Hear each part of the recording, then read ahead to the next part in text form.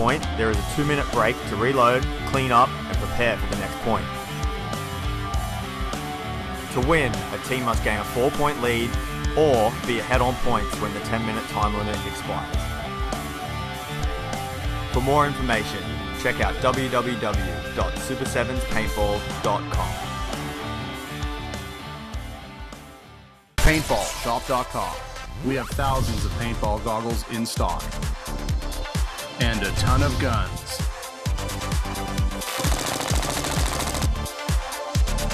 We have all the gear for social, scenario, and tournament paintball. With over 5,000 different products in stock, we have the biggest selection of gear in the Southern Hemisphere.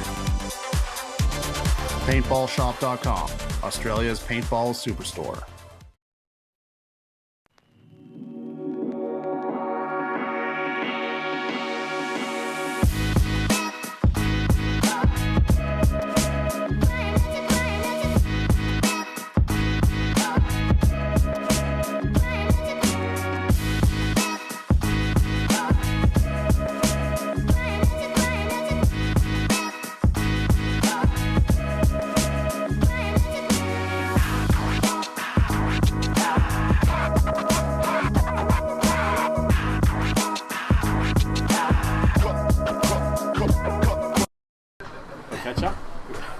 Alright, we're back. So we've got the semi-pro semi-finals. We've got Immortal Knights from New Zealand who finished up in first place, taking on Brisbane One Life who finished the prelims in fourth. So that's One Life there from Brisbane on the screen right now. David Hopkins saying no sound. Got sound. Okay. So these guys haven't played this field before, neither of the teams have. Immortal Knights, their first player off the break from the back centre. Let us know if you got sound now, please. Yeah. Sounds fine on the iPhone. Thank you very much there, Daniel. Stanko says he's got sound too. Awesome. So Immortal Knights losing a second player. Now the semi-pro format is a little bit different. The rate of fire is only 12.5 BPS. And it's a race to 3 and 7 minutes of game time. Mercy 3. Yeah, Mercy 3, sorry. Mercy 3, 7 minutes of game time. So the shorter games, slower rate of fire, lower scoring. Josh Connolly doing a good job for Brisbane One Life from the wall. Able to shoot out one Dorito player so far. One Life doing a big push on the Doritos at the same time getting into the snake. Getting shot out though. At the same time, Immortal Knights losing a Dorito player, so 2-on-4 match now.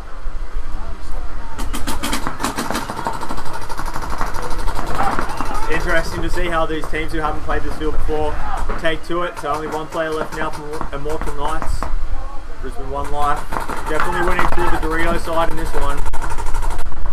You see, with the shorter game time, this is where I'd be tailing. Tailing is more important now. Just doing because you've got that 3 less minutes of game time. Of actual match time, so I should say. So, 4 alive? 4 alive. 4 alive for One Life. They're just walking in, taking their time.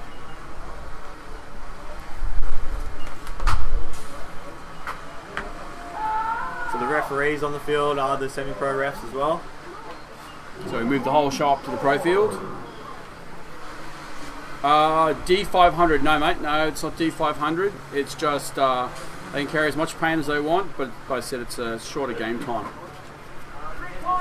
Grant Adam Dickinson saying, go Immortal Knights. Yeah, Daniel saying he said no problem with the sound. Andrew Kirk saying it's good. So, we got any predictions for the Immortal Knights and One Life fans? One Life will win the first point. Oh, awesome, you must be psychic. What do you reckon the score? The score? At least 1 point to One Night. One Life. Big commitment. Well, I don't know. I've never seen these teams play before, so it's really hard for me. You haven't seen the Immortal Knights play before? They've been in finals. Not this event. Not this event, no. True. Well, the Immortal Knights, as I said, they've had a pretty strong place. So, going off that, of what I know, I'd say Immortal Knights are going to win because they finished in first. But I was talking to these teams in the break. They did say that they drew when they met in prelims, so no result there. So Lachlan McKenzie saying One Life 3-1. Grant Adam Dickinson saying Knights 3-2. Skylark Lions is saying good work, boys. Keep it up. So obviously it's One Life. Or No, it's us. No worries. You're welcome, mate. Ads Gearhound saying One Life 3-1.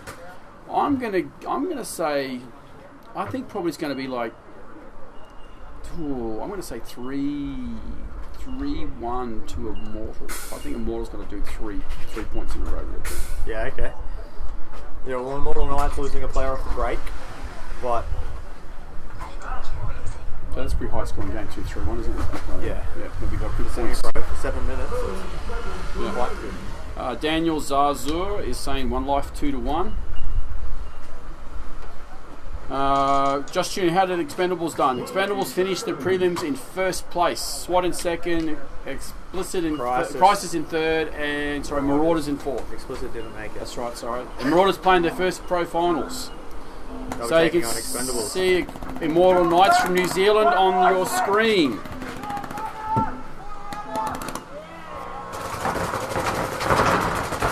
So, good breakout.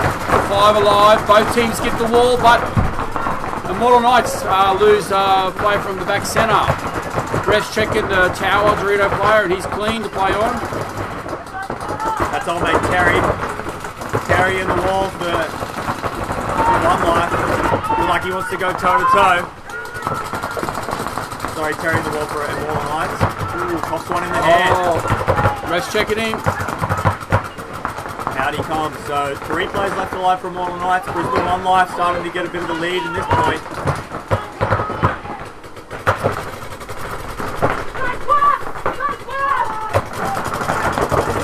One Life in the snake now. As someone from the Dorito side gets shot out for One Life. So 4 on 3 in favour of One Life.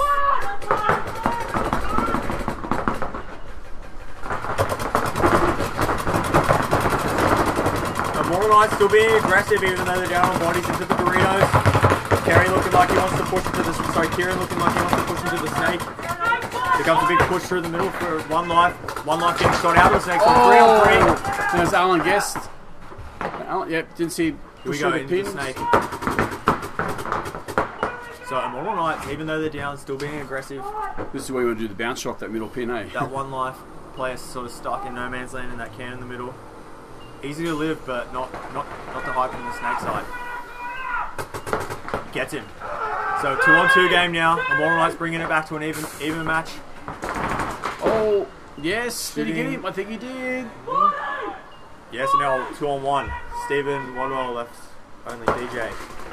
Coming out of retirement. Haven't seen him on a paintball field in a few years. Coming to run the Immortal Knights play down.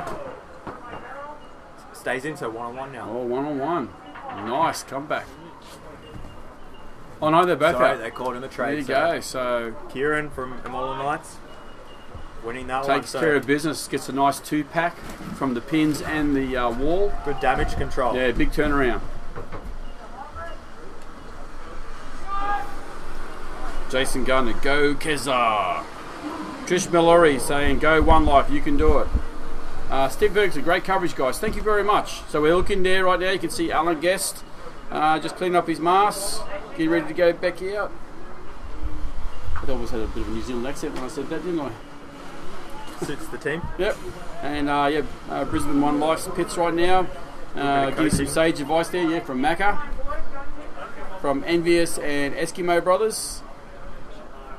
That's what I love about this. You see a lot of the and hostile intentions. You see a lot of the other teams coming in to help out. Yeah, there's definitely a lot of connection between the big shout out to David Hall for that in particular too. David Hall from Chaos in Tasmania stayed up the whole week, so he could have the privilege of helping everybody all weekend in the pits, which he did like an absolute champion. So big shout out to David Hall for well done. Oh, and speaking of shout outs, we've got to say girl with the camera, Janelle Summers, is here taking really cool photos all weekend on both fields. So come all the way from Perth just to stand out in the sun and get shot at. And of course there should be hundreds if not thousands of great photos from her, and of course Action Liz taking heaps and heaps of photos as well. So saw Trinity out there as well. And Trinity, yes, yeah, from Shoot. So there'll be a ton of really, really great photos. online everywhere. So thanks to those 3 lovely ladies for making that happen for us. So Amanda Geff saying that all the Immortal Knights wags are watching the boys. Oh, but they're all supermodels, international sportsmen that they are. Be like AFL and NRL. Look, player going for the snake off the break from the Knights nearly tripped and had to pull up his run. Stop on being winded back through that. Good call. Don't do anything stupid. Yeah. Damn, I was going to do that. So yeah, now it is the finals. We do have overtime points if it is a draw at the end of time. So Yep. if you have a bad break now, just try and hold out for the next 2 and a bit minutes and force that OT. Yeah, 5-minute extra time. ET. So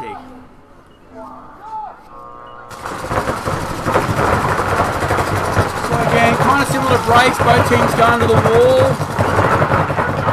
I think it's Kevin. Got a bit of a soil and yeah, so there's Dean Zoney. sorry, Dean Zoney. Sorry, just done a bit of a soil sample. Yep, just testing the ground for us. So I had to bring Squeegee in to pull it So out. Kieran getting shot out from the snake on Immortal Knights. So 4-on-4 paintball now. But both teams have got the wall. Oh, ooh, did he make it into the Dorito one? Yeah, he's clean. Then just hit off the edge of the Here comes a big move. Oh, he's got to go top to the centre. And he comes around, so big move from Terry. Terry shooting out 1, 2, 3. Killer move. That was huge to break that game. Yeah, open. 3 pack there. Will he make it a 4? 1 life toweling it. I swear he That got was him a great in the play middle. there. Do we have a replay of that one? Following it up now, boys. Here I we want go. to see I swear the guy over the top got him as he came around. In the middle there. About here. I swear I saw something splash off. Oh, It no, must have he been looks the like bunker. he thought he might have got shot. Pow, and then Wrong guy. 2, and then 3. Yeah, that was Nicely great. played. Watch it again. That's the semi-pro No, because you can player see he's of the actually shooting a lot higher. And then it looks like actually Terry almost shoots him, so that's why he brings his gun down to check himself. And then Terry just plays the advantage and runs around the other side and shoots him in the back. Diddle daddle up the middle. Graham Natras is saying, go the Knights, yes. But we've still got 157, only one was it, 1 point difference. 37-second point, it was. There's Alan Guest there with the red headband. That's the captain. Why does that say spare? It does. This is spare. Maybe he's a bowler. They asked for a spare player and they said, no, we'd rather a strike. Ah, so you did there. A bit of bowling humour. So you can do that now because you're a dad. That's it, I've been practicing. He's got a license to do bad jokes now. Yeah. So yeah, sorry, I'm a dad. Okay, no worries, I understand. No, it's a one-day course at the hospital these days. One day, of course. Yeah. But you pay for it for another 18 years at least. They take your wife off to go and learn how to breastfeed and they teach you how to You pay any tell attention? dad jokes. Yeah, that's it pretty much. Okay, Jason Gunn's going to taught the Knights everything I know. Is that a good thing or that's a good thing. Jason's a great player. Another great player. Stephen Ferguson, the list layout is awesome. Love the double wall like that. Yeah, I reckon the double wall's been pretty cool. I just wish David Hopkins had been here to play it. Yeah. 2 walls, he would have been beside himself. We can set it up again when he comes He would have back. moved in. He can just play it by himself. Yep. Go Terry, my love. Natasha Kolak. She's saying go Terry. Ian Vanderstraat, another old school baller from Vengeance Days and Regulators is watching. Okay, Immortal Knights on the screen. Upper point, 2 minutes on the clock. Okay. And ref's called in the wall, so 1 life lose the wall player, the wall runner, sorry. So 5 on 4. Penalty in the air for 1 life. Oh, big penalty. Oh, yeah, clever move. Yeah, this is cool. Yeah, 1 life's gone towel, which is a smart thing to do. Just towel it straight away. That'll be Mackie's influence in there, I'd say. So a 2-point lead now. But to still Immortal Knights. nearly 2 points of match time left. 1:41 on the clock. So Let's see. Lucas Doherty Carvel. Sorry, Doherty Carvel. Shout out to the unsung heroes, the refs. Top job, boys and girls. Yeah, the refs, the Action Pro refs have been doing a stellar job all weekend, like they do every round for us. So we're really lucky to have them. Jason Gardner, great players. Yes. Guns and gear. The most important piece of equipment is the player's gun. The guns shoot at an amazing 15 balls per second, reaching speeds of up to 300 feet per second. The guns are fed by powerful, motorized 200 paintball hoppers, able to keep up with the gun's extreme rate of fire. The players carry extra paint in pods on their back to ensure they don't run out.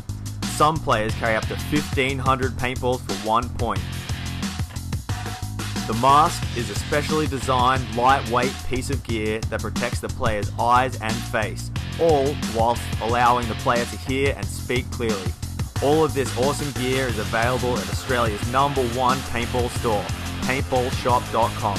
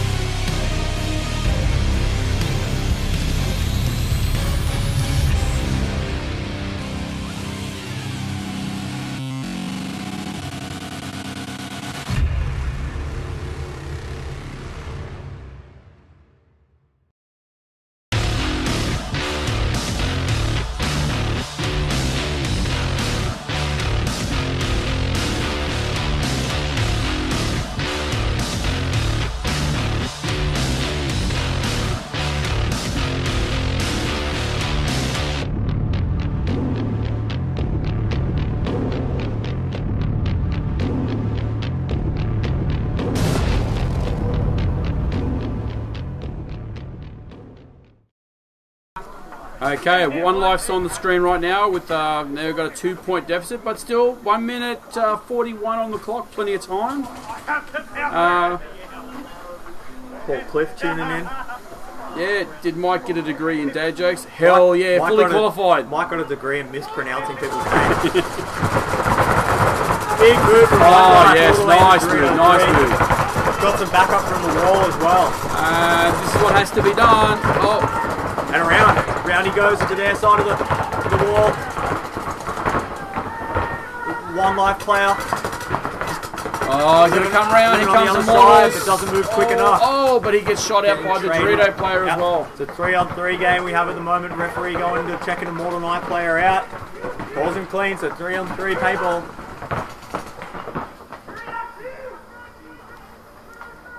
See. Could be 2-on-3. I think of one life only have 2 plays left now. 2-on-3 now. 1 minute left on the clock. Damage control from 1 life. The problem is now they need to be going up the field no matter what because, you know. Yeah, see, win or lose. Win or lose now. Either die in your bunkers. Winner just goes through to play for first and second, loser goes to play for third and fourth. Die on your feet. Or live on your knees. Oh, yeah, he shot him. There's 2 gone. 2 gone. 2 on 1. Now, he just needs to go. 33. He just needs to go run. Press that button. So 25 seconds. They have to try and get 1 point. That ref there is doing a great job. The ref checking players at that end. Yeah. He really clean. likes So 2-3. We've got 23 seconds on the clock. 25 on the 25 on the official clock. 25 seconds. And a 1 point. Let's give him a couple of extra seconds just to make it a bit more interesting. Ian Vanderstraat says, "Hi Mike." Hi Ian. Butchie's watching. Troy Charlesworth from Victoria is saying, hi, Mike. I don't feel a lot of love. No Everyone's one saying hi knows. to Okay, Mike. yeah. Don't worry about me. Tim Summers is watching. Great job on the field as always. Thanks, Ian. Nick Grave is watching. Steve DeEllis from TOG is watching. Did they play last weekend? No, they played this weekend. TOG. TOG, yeah. I thought they had an amateur team. No, they stepped up to semi-pro this season, cool. yeah. So they did really well last round, but struggled a bit today. It was good. With the semi-pro division, there's quite a few teams really close, and I think 3 teams got the same score for 4th, and it was on EDs. Well, even for first place, that was First place was decided. 2 teams, yeah. Yeah. I think Syndicate and Immortal Knights had the same score. That's it. So yeah, tight. There we go. Who's left in the pro division? So it's Expendables in first place, Sydney SWAT in second place, Perth Crisis in third place, and for their very first pro finals ever, the Sydney Marauders in fourth place. So Marauders will be playing Expendables. That'll be the first of... it'll be SWAT and Crisis will be the first of the semi-pro games. The pro semi-finals, and then... Oh, one or the other anyway. I think Expendables and Marauders or SWAT and Crisis. Yeah, well, the way they're doing this one, I'd say to be Expendables and Marauders play first. Yeah. Shouldn't be. Shouldn't be. Should be the other way. Three, yeah. Whatever. Yeah, it doesn't really matter. Doing things the down underway. That's it. Oh, cool. Hatfields is saying hello, Australia from Malaysia. Hi, Malaysia. Nick Raver saying Lawson and Aspire checking in. They came second last weekend in the amateur. Launceston.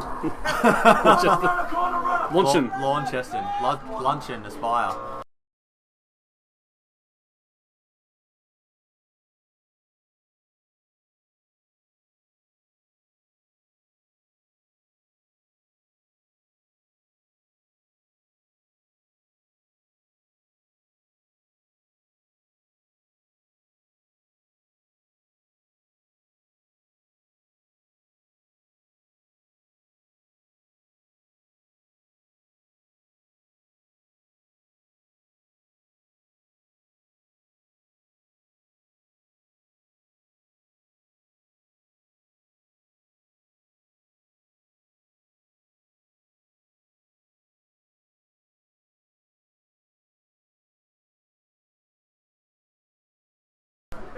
Doing a big run through. No guts, no glory. If you're not dying, you're not trying.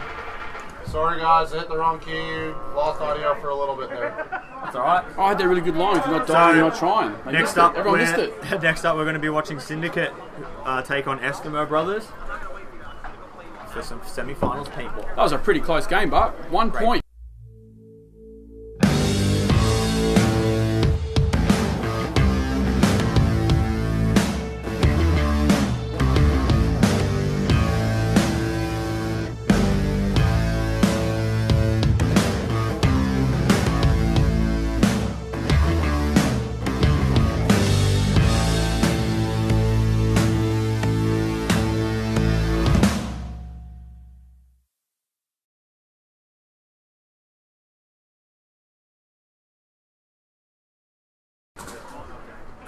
Okay, so we're now looking in the pits here, and it's going to be Syndicate. That's the Syndicate side. So Syndicate's on the away side. They got a couple of imports too from Asia. Fabian and I'm missing someone. No, Jordan's based here. I'm pretty sure they got 2 imports.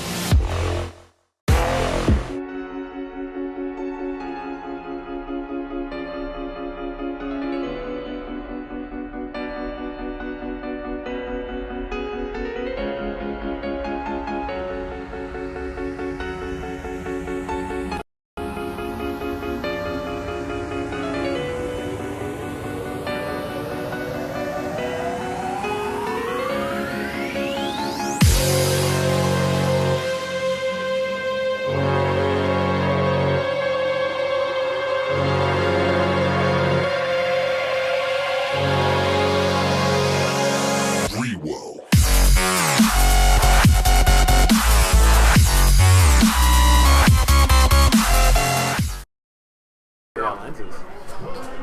Tell them what happened in the game. So what happened in the game, right? There was a bit of a run through from the One Life guy. He got shot as he went past the wall, and they gave him a penalty, and that was pretty much it. No big deal. He pointed. That's what they gave him. And, oh yeah, pointing. Yeah. Pointing up through. So looking at Eskimo Brothers. Tommy Reeves and Mark Seo, a couple of old school ballers coming back into it, which is awesome. There's an old ego out there somewhere with a death stick on it. Yeah, you can hear it. So both teams losing. Syndicate losing 2 players off the break, and Eskimo Brothers losing 1. All from the Dorito side. So heavy lanes that way. Yeah. I think that's an 06 ego that Tom's shooting. That excessive. Yeah, he's got his it's just an 06. It's the goal one. Yeah. Yeah, that's so good. Yeah, it's cool. He got that from paintballshop.com.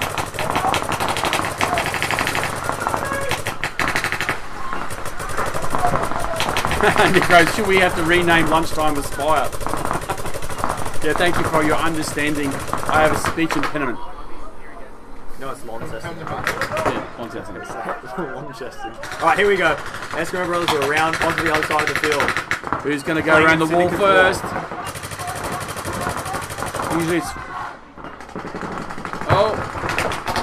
Yeah. Eskimo Brothers being shot out. I think... Who was... So that's Marcus. Yeah, Marcus. From Malaysia.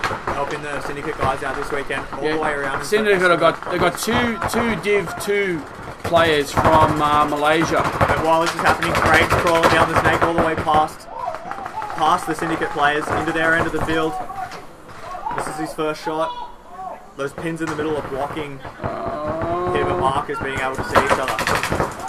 Gets a shot across into Danny Harran. And here comes Tommy Reeves. Hammer down. Kapow! Blowing Marcus away. 1 player left alive for Syndicate now. Eskimo Brothers just need to play some smart control paintball. Losing their Mark Sierra off the Dorito side. Okay, so Syndicate concede. So first point goes to the Eskimo Brothers. A lot of back and forth there. People tuning in. Let's see who you guys are going for. Okay, yeah, Grant Anderson says 3-2 tonight, so here we go, scroll down a bit more. Jeremy Shinko's on, another old school killer. Alright, Neil Martin, another old school baller, another person playing. Both Neil Martin and Jeremy Shinko will be playing the 10-man at Yarra. Yeah, right. Mate, lots of old school ballers coming back. I didn't know Neil Martin was allowed back in the state. Yeah, he's actually coming down to play the event. Yeah, cool. We've got Tim Smith coming up from Victoria to play the event as well, so that'll be pretty cool. And we got ads. And ads. Oh, sorry. Or maybe we don't have ads.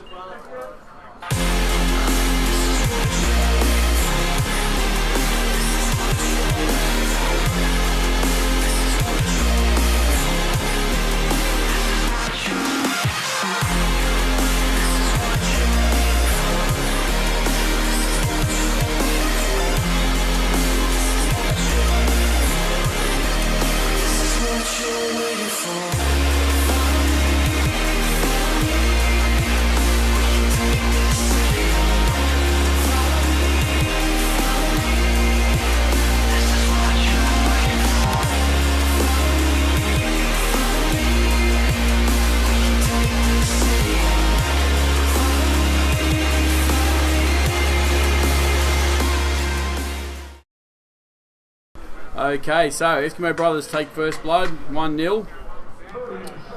Any other predictions? We've got a few people here doing the predictions. Lucas is saying the Eskimo Brothers 2-1. Alex War from Asylum is saying Syndicate 2-1.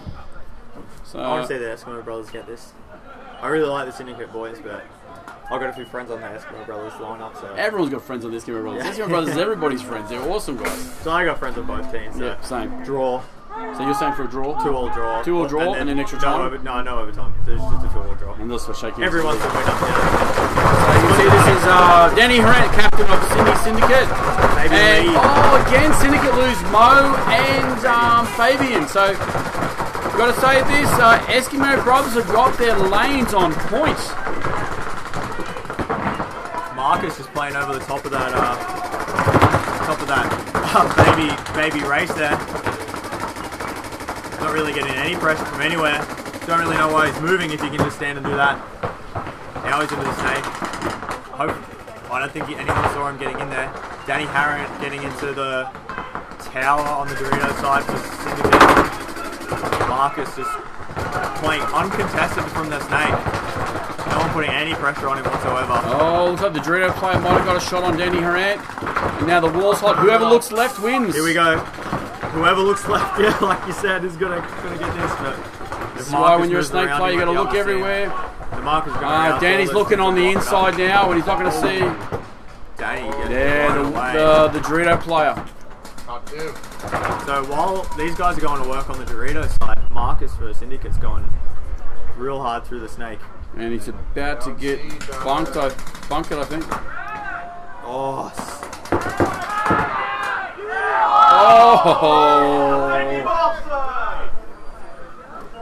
So, yeah, Eskimo Brothers getting the second point there. The towel being thrown by Syndicate. Right, the towel's being thrown by Syndicate, so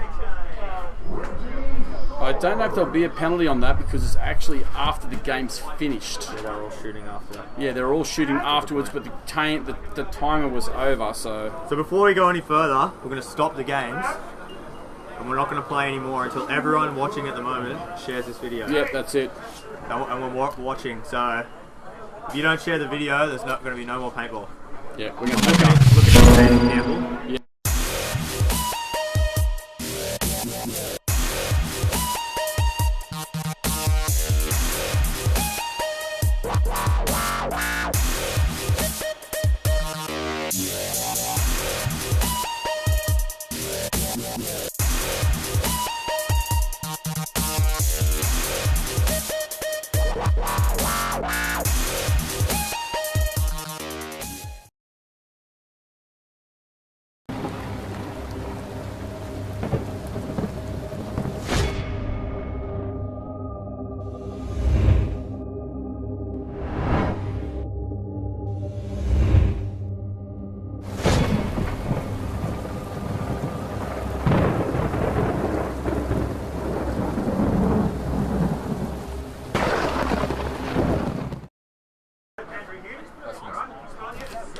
Okay, so Eskimo Bros, 2 points up, 3:44 left on the clock.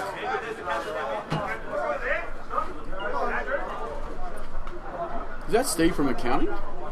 Steve from accounts? That looks like the ground at the moment. And yeah, it looks like Wayne's getting a bit tired. He's got second wind. He's had a little snooze. Micro sleeps.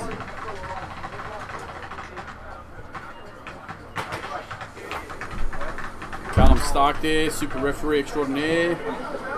And the bunker's all nice and like new. And like I said, for those anyone interested in a nice SUP Air 2018 field, all the bunkers as you see right now, this whole setup will be coming available for sale next week. The scoreboard as well? Probably not. Okay. That'll be a bit expensive. So, nice good double wall breakup, and they go past the wall. Is that Tommy Reed? Danny Harrant. Oh! Harrant. But he misses the guy at the first wall, but still, Eskimo Bros lose 2 players. Oh, but they don't know there's another guy at the wall. And this is a big play from Eskimo Brothers being aggressive when they're up on points. So 1 or 2 left alive for... I know there's 2 players left alive for Eskimo Brothers. I think 1, just Fabian Lee left alive. No, I think there's another one on the Dorito. No. Oh yeah, there we go. Dorito 1. So 2 on 2. 3 minutes on the clock, so plenty of time here. Syndicate can... Does he know? He doesn't know anyone's gone to the snake corner. Snake corner being shot out for Eskimo Brothers. So just Mark Seo left for Eskimo Brothers.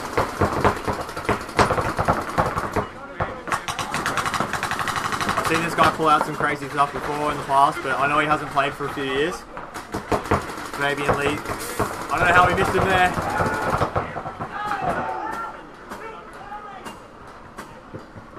That's it. So 2.5 minutes and Syndicate on the board. So with the momentum now, we could see some quick points from Syndicate. Probably could have been a bit quicker if Danny had realised he ran straight past. That's happened quite a bit this weekend, even on the pro field, with the pro teams, where guys are running past the wall and they miss the player at their own wall and just go straight past. So we're looking.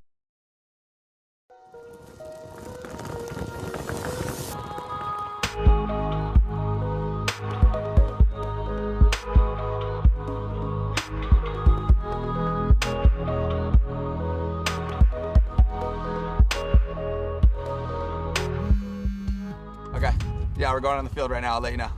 Late.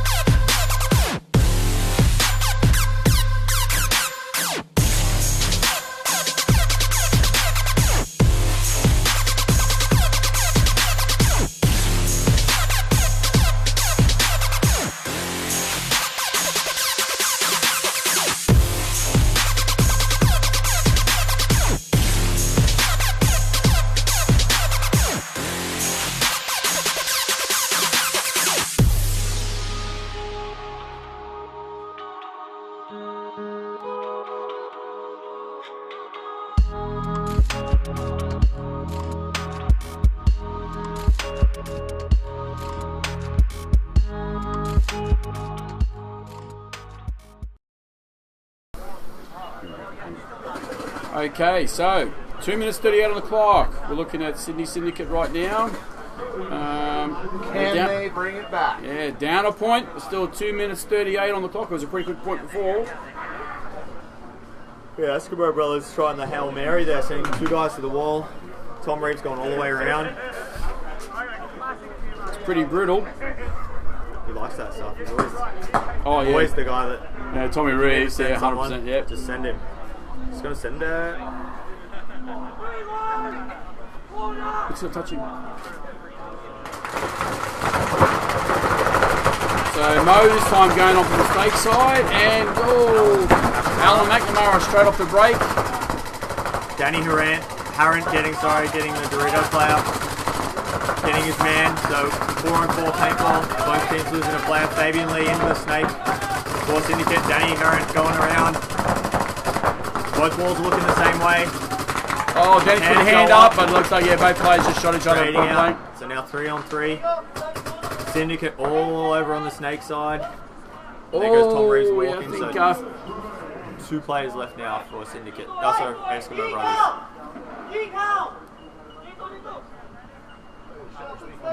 I think that's it. Oh, no. Oh, yeah, Dorito corner. Marcia again. I don't think he's shooting 12.5. Sounds like he's shooting semi-auto. Snake corner going to sleep and finally getting this game for the Eskimo Brothers.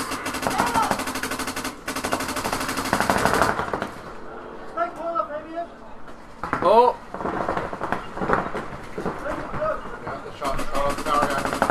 3-on-1 now.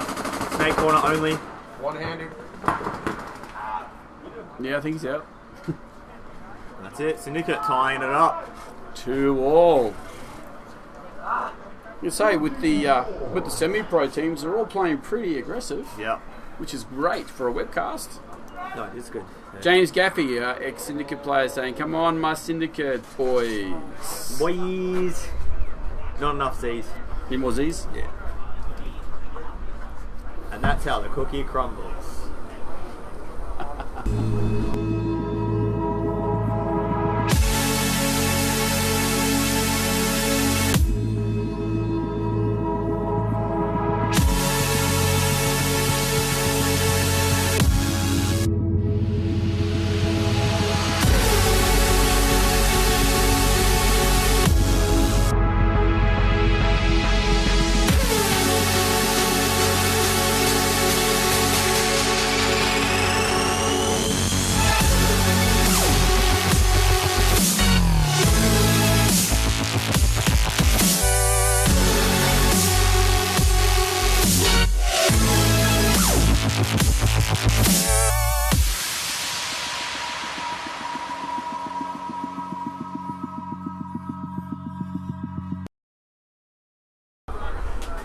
So we're back with the tied game. Minute 15. 2-all. Another one. So this is where some smart play can happen. You know, if you come out, you have a bad break, you lose a couple guys early. Just towel. Dig deep. Don't towel it. Just want to dig deep, hold out for a minute, reset with that overtime point. think, Eskimo You Brothers think are I out just there? gave up too easy then? Yeah, you did. Well, if you don't want to give them the point, you want to try and hold out. No, but like if you lose 2 or 3 guys off the break, chances are, a minute you're going to lose. So you might be better off just going reset. At least got a minute to win the point back. Minute to win it. Not 10 seconds or 15 second points. Once you get into that sub 1 minute, it just gets harder and harder to win. The magic minute. The magic minute, yeah. Plus with the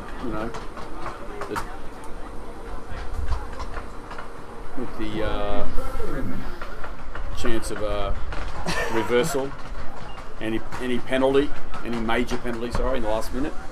Yeah, if you see red flags in the last minute, It's an automatic reversal. they're bad. You don't want to see them. I've only seen one so far this weekend. I've only seen one in the last couple of rounds. Workman's breaking out. 5 alive so far. Eskimo Brothers on the home side, on the left, and Syndicate on the right. Both teams got the wall. Yeah, the wall sort of zoning up on that Dorito side. And there's no one on the corners. So 5 alive, 5 alive. Danny Parent looking like he wants to get busy, go into the Eskimo Brothers side of the And field. Burns them. they both Call burn the or ref just for one a check. burns? Oh no, they're both out. So 4 on 4 now, 4 on and 4. Fabian Lee getting shot out of the snake corner for Syndicate, so a 4 on 3 game, but then as we see that, Tom Reeves getting shot out for Eskimo Oh, Brothers. nice big push. 3 on Eskimo 3. Brothers to the Snake 3. So that's Matt there for Eskimo Brothers, all the way into Snake 3. Needs to start getting in this game. And again, the walls running past each Oh. other. That's Rob Simpkin there, shooting out Marcus and staying alive. Running with his gun down, getting shot at. Something wrong with the scoreboard. There's 4 seconds on our clock. The official scoreboard's stopped. It's going to be game over, man. So we game over. Game over. And that's it. Towel. So that's a Not draw. towel, sorry, draw. So we're going to 5 be minutes of extra going time. onto a 5-minute overtime point. So that's how the cookie crumbles. Sydney SWAT. Sydney SWAT was founded in 1991 in Sydney, Australia. There are 8 players on their roster for the 2018 season. Sydney SWAT shoot the latest Planet Eclipse, CS2, LV1.5, CSR, and geomarkers. There are 8 players on their roster for the 2018 season. Dave Black, Nick Wells, Dan Woods, Alex Orr, Jeremy Fitton, Will Gunton, and Ryan Jacka. SWAT wears the HK KLR goggle system and sport the HK TFX hoppers on all their guns. They are sponsored by Action Paintball Games, PaintballShop.com, Planet Eclipse, HK Army, and Paintball Assassin. SWAT is the oldest team in Australia and have won more than 90 events. SWAT is coming off the back of a big win at the 2017 Masters, and now with a more established roster, they plan on making a big run at the 2018 series.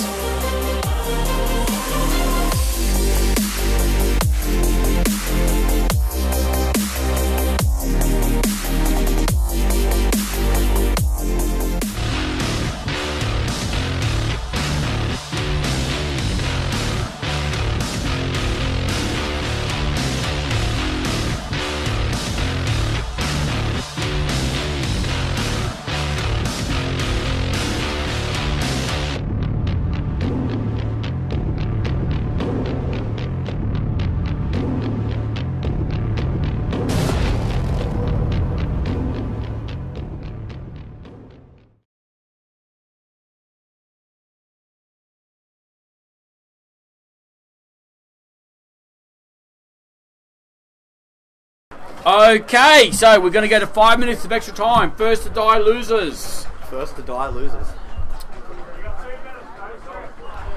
So this is going to be a real crutch point. Crutch. Crutch. Clutch or strut? You got to Crutch. set. You got to set some traps for the crutch. Yep. And yeah. Next up, we'll have the pro semi-finals. We're going to have Expendables taking on Marauders, and SWAT going up against Crisis. So Daniel Danzy's saying, come on to do Ringo's watching now, one of our guest commentators from Friday. So, yeah, unfortunately Ringo couldn't make it here for the rest of the weekend. He came out on Friday, helped us out, which was really awesome. There were some dumplings that needed to be eaten. Oh, yeah, he tried to get, he's got to wait tables this weekend, so unfortunately he just couldn't get out of that. You know, the dumplings aren't going to serve themselves. And his laundromat. And his laundromat. Suits need washing, need dry cleaning. No, actually, no. Okay, truth be told, had a hairdresser's appointment. He had to All dye day his Saturday, beard. all day Sunday. He uses more product than me, man. What are you talking about? He actually does his hairs one at a time. What's Mitch Hackett got to say? Mitch Hackett reckons I'm really cool and you're not so cool. Hey, I'm not the one with the dyed beard. Junk on my mind, Mike. What does that mean? I've no idea, but there's 10 seconds on the break clock. We're about to see this overtime point, sudden death. The winner of this will go through to play for first and second. Eskimo Brothers on your screen. Sitting Tom Reeves for this one. Interesting, because he's been really good for him. So it's a big breakout, double wall. Now both guys need to be disciplined at the wall there. And if they both look Refs caught him, and Eskimo Brothers lose the first player, so 5-on-4 in favour of Syndicate. But the double... Oh, Mark is getting shot out of the wall. Yes. And here we go. We see... who's that? Mitch Webster going around. I think so. The other side of the field. So he's on Syndicate side of the field in the wall. And I don't think anyone knows he's there just yet. Pretty much uncontested in the centre there. It's unlucky Matt's gone for Eskimo Brothers going down right as Syndicate take the Doritos. I think he's having some hopper issues in the wall there.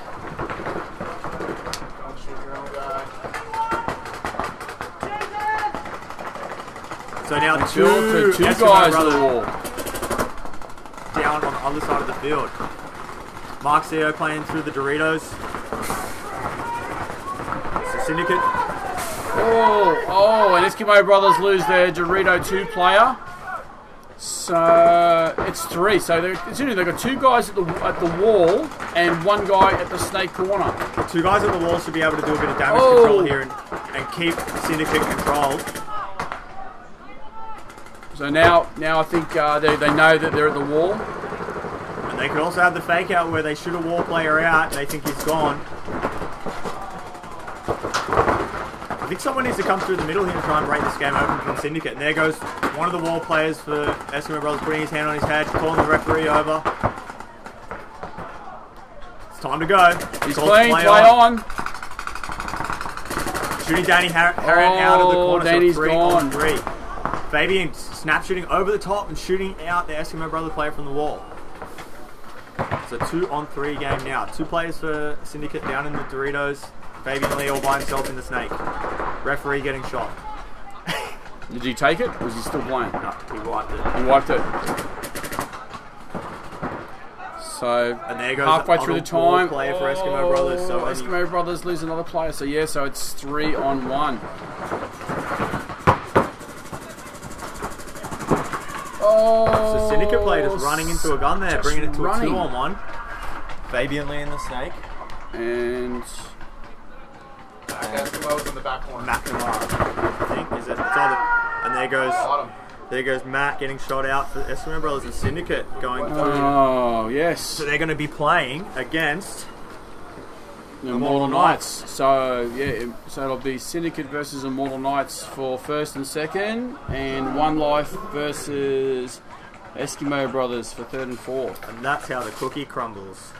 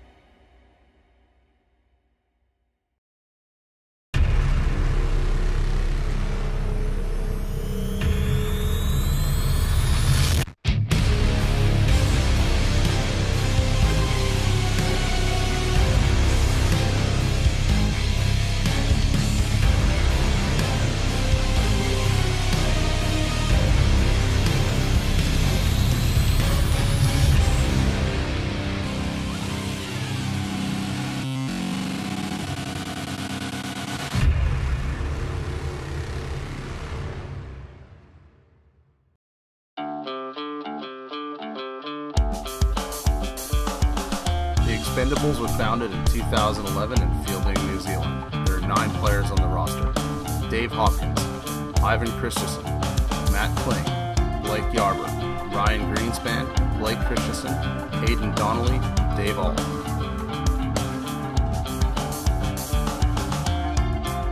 They are sponsored by HK Army, Gladiator Air, ProShar, and PaintballShop.com.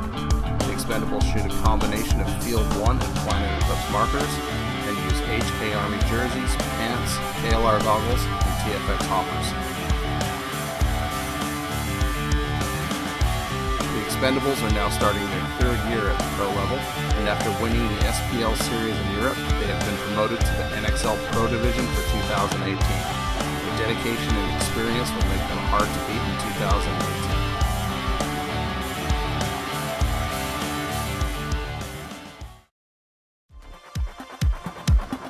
The Marauders were founded in 2012 and are from Sydney, Australia. They have 8 players on their roster. Jason Bias, David Vasquez, Ryan Wiley-Newman, Matthew Wiley-Newman, Alistair Fulton, Tim Colley, Matthew Hoskin-Bell, and Chris Roberts. They are sponsored by Anthrax Paintball, Action Paintball Games, PaintballShop.com, HK Army, DLX Technologies, and Gladiator Air. Using the experience gained from 2017, the Marauders plan to bring a new and invigorated determination to break the top 4 teams and be a regular contender for the podium. After their debut in Pro last year and consistently placing just outside the top 4, the Marauders are back with some new faces, but the same killer attitude towards victory.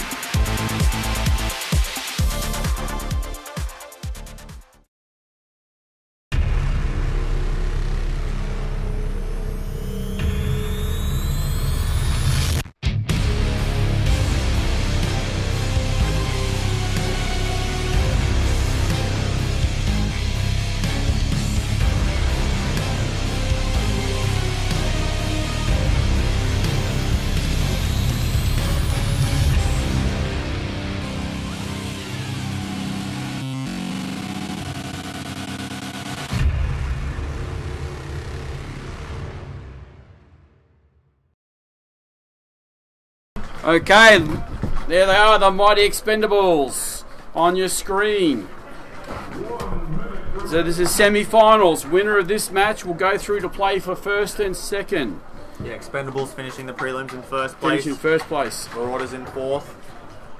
Marauders making their very first debut in pro finals, which is awesome. Both teams have got some guest players. Obviously, Expendables have got Ryan Greenspan and Blake Yarber from San Diego Dynasty guesting with them, rotating. And Blake Yarber's going to be playing these finals. Yep. And you can see with Marauders, they've got Dave Vasquez from Sacramento DMG, the divisional team. Yeah, the divisional team, and captain. And Ronnie Dizon from Houston Heat. Dijon. So yeah, big props to Marauders. Yeah, big props to Marauders. Their first year in So Pro you can see Division. Blake Yarber. Now they're in the finals. And Ivan Christensen and Matt Kling. Oh, and Expendables lose Ivan off the break. And Ronnie Dizon off the break for Marauders. So 4-on-4. And Aiden doing what he does so well all weekend for Expendables. Straight to the wall. Locking down that Dorito side. Ref's checking another Expendable player. He's clean, play on.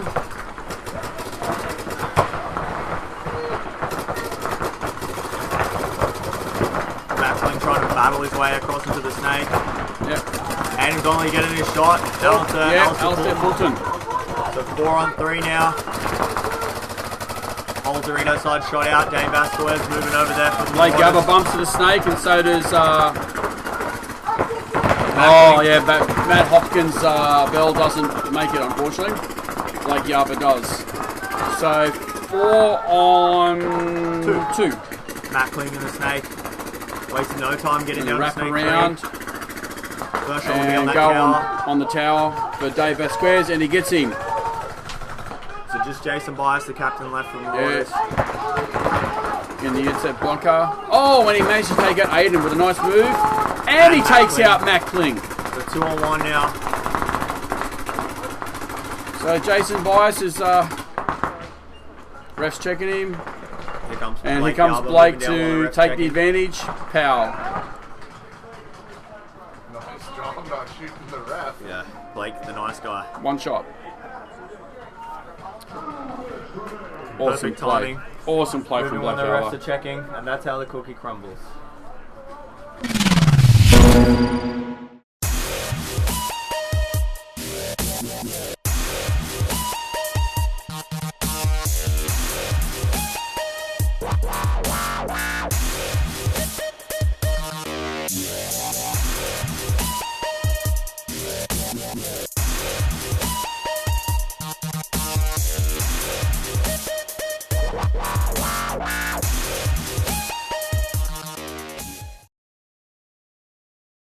Okay, look at the Marauders in the pit right now. Bit of a clean up. Yeah, losing Ronnie, I think straight off, pretty much off the break, was a sweet kill for Expendables. And then yeah, Dave Vasquez from Marauders has a real good shot up through the middle. He's been able to shoot out guys going to the small race, the first race bunker at the back there, getting Ivan Christensen. Oh, we need scores. So, what do we think the score's going to be?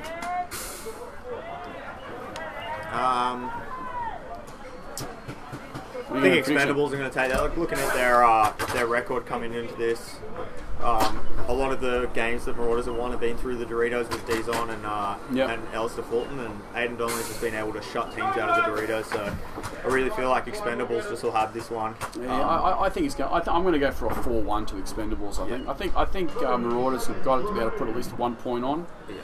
I'm going to say 5-2. 5-2? It's going to be a high-scoring game. I reckon Marauders will get a few points in there. But I think in the end, Expendables run away with it. Expendables putting Ryan Greenspan on this point, sitting Blake Yalba. Haven't been doing that this weekend. They've been running one the whole match and swapping them out, but they've been rotating out for come finals. So Libby Taylor saying Expendables 4-0. So you can see Marauders on the screen right now. Dave Vasquez has got the red beanie, and Ronnie Dizon in the Houston Heat jersey. So it's red jersey on red jersey right now. Comes Dave Vasquez moving up to the wall for Marauders. Trying to go take out Aiden Donnelly. He's doing a good job keeping Aiden posted up on him, getting him out the Dorito side. Here comes Aiden. Oh, and Aiden goes to run through, but it looks like Jason Bias cleans him up when he does the run through. So saved Dave Vasquez then big time. Sort of plan coming into action there. Matt Kling trying to play over the top of the race, almost getting caught there. So 5-on-4 right now. Jason Bias trying to battle his way into the snake. He needs to get into the snake just to put the pressure on, eh?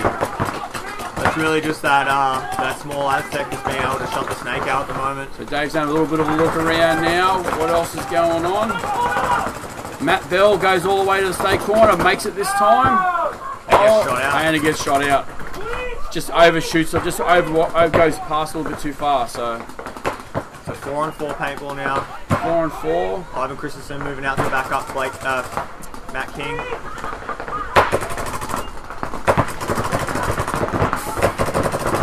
Yeah, Jason's in a good spot now. Ivan's moved off out of that Aztec. He's able to move in. So, and as we speak, Ryan Greenspan getting shot out. That's a big kill for Marauders. So losing Ryan from the Dorito Tower.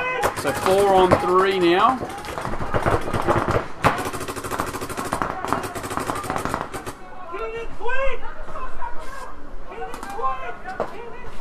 So Expendables have the Dorito corner. Really on Jason Bias now, really uncontested. Needs to get to that snake. Try and force the hand of Expendables. Now Ivan Christensen moving and Matt Kling moving into the snake. Down into 2. Straight up to snake all the way 3. to 3. If Dave Vasquez isn't onto this, it's going to be his first shot. First shot's going to kill him. Yep, blows him away. So now a 3-on-3 game. Just like that. Jason Bias in the goal and has his gun in pieces. So Alistair calls it. Alistair calls snake 50. So now Ivan Christensen moving into the snake to back Matt Kling up. So 3-on-3. Two of the Marauders guys have guns in parts and pods in hands and squeegees down barrels. Jason Bias sounds like he's got his gun back up again. Alistair Fulton breaking paint. Might have loaded a dodgy pod into that gun. Time's running down, still 5:30 on the clock, so not quite at half the game time, and it's only a 1 point match so far. I think Expendables are happy just to keep it all, run the clock down.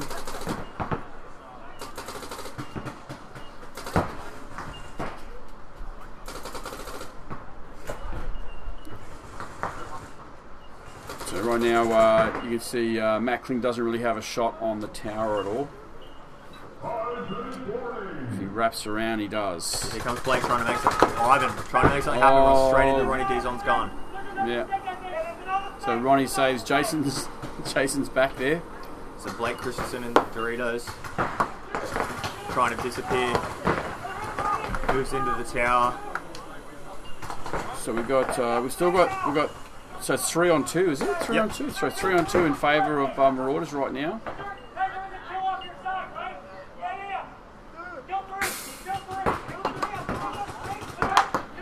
Good communication from Ronnie. Getting the comms up, getting the boys confident. Alistair Fulton sounds like he's back in the game now, and here goes Ronnie Dizon down through the middle. Oh. If Ronnie doesn't realise where he... He gets shot in the back by Matt Kling. Alistair Fulton just missing his shot there. I think obviously Ronnie didn't realise there was 2 snake players, so it's a 3 mock. Well, he called it. He said there's another snake. Obviously... Maybe thought he was a bit further back. Maybe. So 2 on 2 now. 2 on 2. 3:51 on the clock, and Expendables are up by 1 point. So Kling going around the snake now. Players on the field can sort of hear us if we yell real loud, so we need to keep our voices down. Webcast. See Matt Kling wrapping around the head of the snake there. It's just unfortunate. Alistair Fulton and the Doritos having a few gun issues, breaking a lot of paint. Blake Christensen they know what they're going to do. Just chill out, kill some time. Here comes Jason Bias getting ready to launch. Just gets him on the harness. And that's nice it. So move by now. Jason Bias. Yeah, really break that game open. So just one player left in the tower for Expendables. I'm not sure if he got shot out at one point. I think he might have, man. It's hard to say. No, there's his gun rolling, so I think he's moved back to the Dorito corner. Jason Bias trying to sort his gun out. Head down in the snake. So he's in the Dorito. Okay. Moving back to the tower now. To the tower. So 2 on 1. Jason should just take him straight in the back. Here he goes.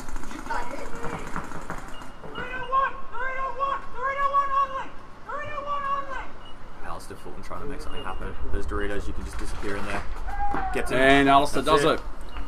So Marauders going to a 1-all draw. 1-all draw with 2 minutes 25 on the clock. Nicely played, and all Australians left on the field to finish the job. That was the taking out Matty Kling from Jason Bias, wasn't it? Yeah, that was a big move. Yeah. A few little mistakes, like a lot of mistakes there. Really, everyone not really paying enough respect to the snake, and that's how the cookie crumbles.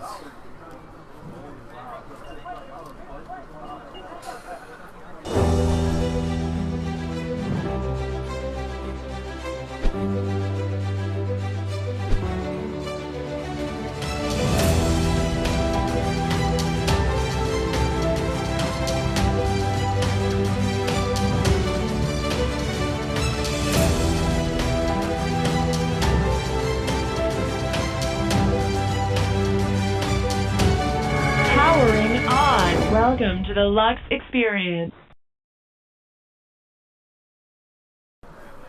Forgot.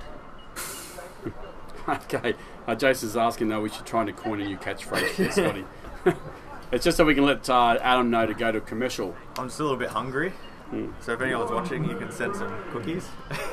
Yeah, so Benjamin's saying heart's beating in my chest. Yeah, that was a pretty amazing point. Matty Kling again, just being rock solid, doing heaps of damage for Expendables, and then Jason Bias, just El Capitano, turn it around, turning the point around.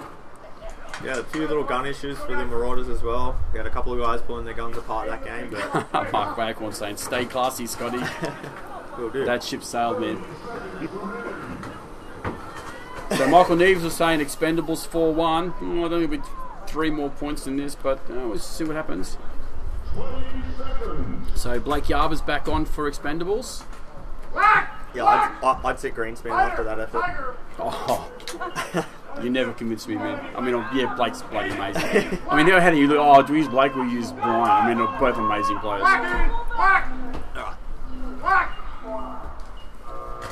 Just over 2 minutes on the clock. 2 minutes here, game time, and we have a 1-all game right now. Aiden Donnelly straight to the wall again. Yeah, a little bit slow, so letting Marauders get into those Doritos. We're still able to do a lot of damage. Ref's gone in check, was it Dave Vasquez, I think? No, Dave's in the centre, so...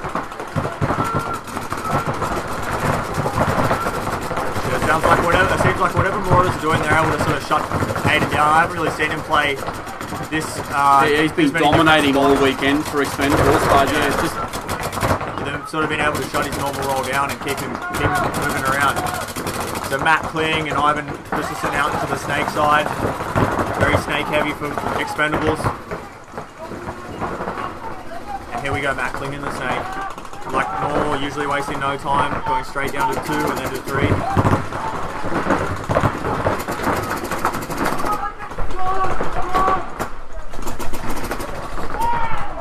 Oh, Yeah, so Blake Yarber going. So first blood goes to Marauders. Ref's going in check.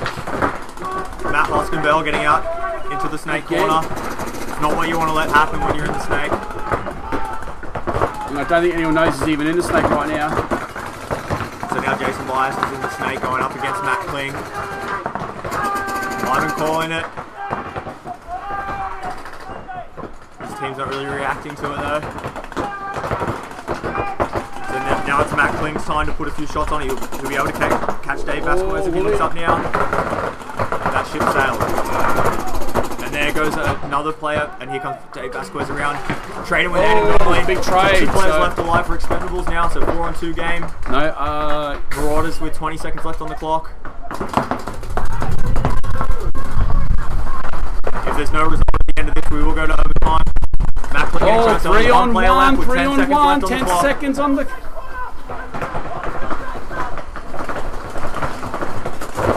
Comes Jason Bias, shooting him, trading out, and getting No out way! with 2 seconds Oh on my the God! clock. Jason Bias does it!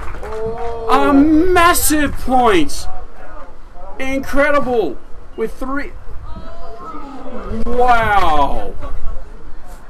2 seconds on the clock, and he's it's clear. a clean hang, and That's the it. Marauders knock Expendables out to play for first and second. Unbelievable. Well done, Marauders. That was awesome. First seeded. Here he comes. Wonder if we got, from the corner, so. Big move, shoots clean. the play, runs the length of the field almost, and presses the buzzer with 2 Yeah, that seconds was to great. go. Real good. All the And boys are going to go to the middle and shake hands MVP now. for the match is definitely Jason. Yeah, pulled it out there. Yeah, pulled it out.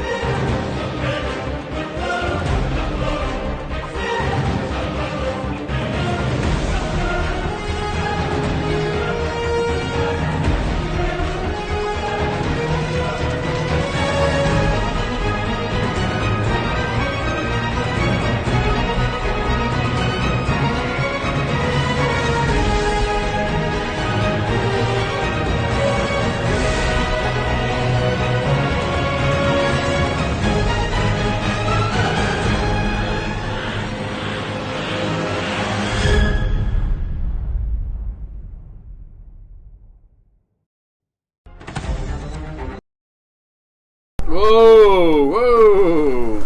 No more beers for the cameraman. So you can see Crisis right now, Marcel Margot, and who else got there? Chris Austin. Chris Chops, Austin, yep, Chops. and the Simpson twins. Ben and Carl Simpson. What a stellar lineup of superstars. So what paint are they shooting, Mike? They are shooting HK Supreme and HK Tournament or / exclusive.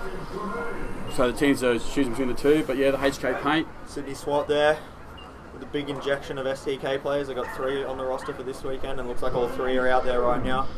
Dave Black, Alex Orr, Yeah, Griff and Dan Woods, and Dan Farron. Woods and Farron.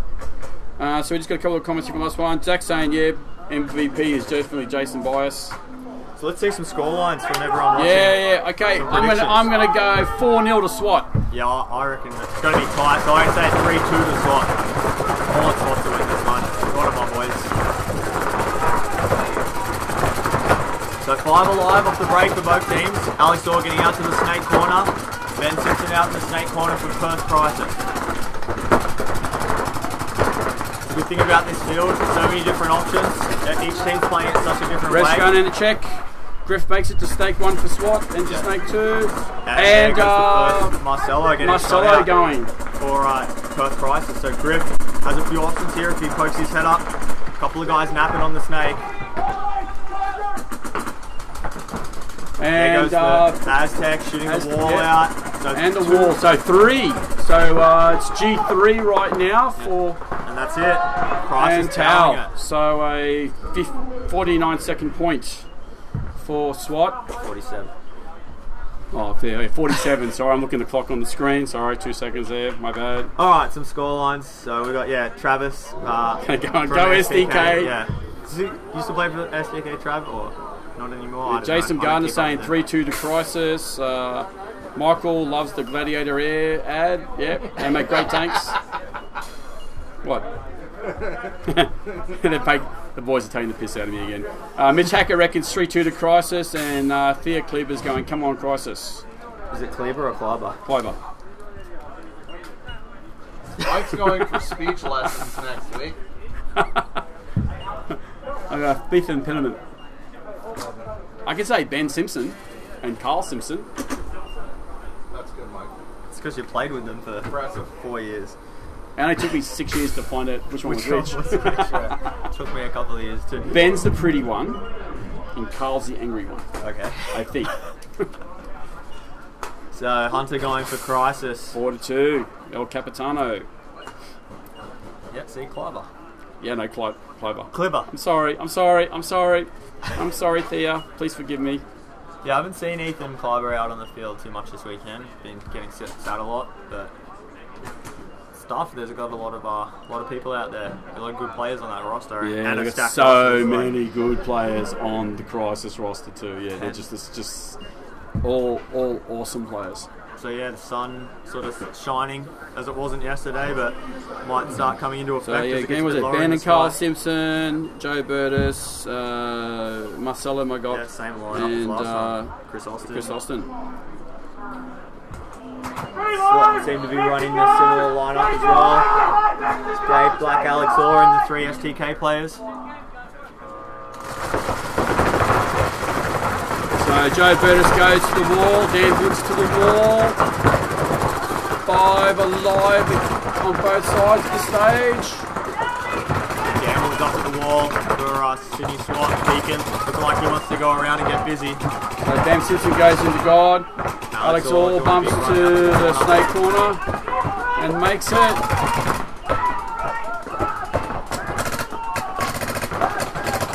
Drift straight into the So snake. snake 1. Ben Now- Simpson matches him into snake 1 as well.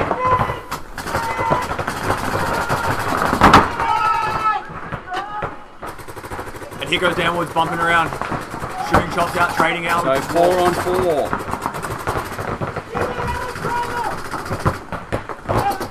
So Ben Simpson's got a good shot on the Dorito. Shoots out the Oh, Dorito one. and yep. Same time Ben Simpson getting shot out. Carl Simpson gets shot out. So 3 on 3 now.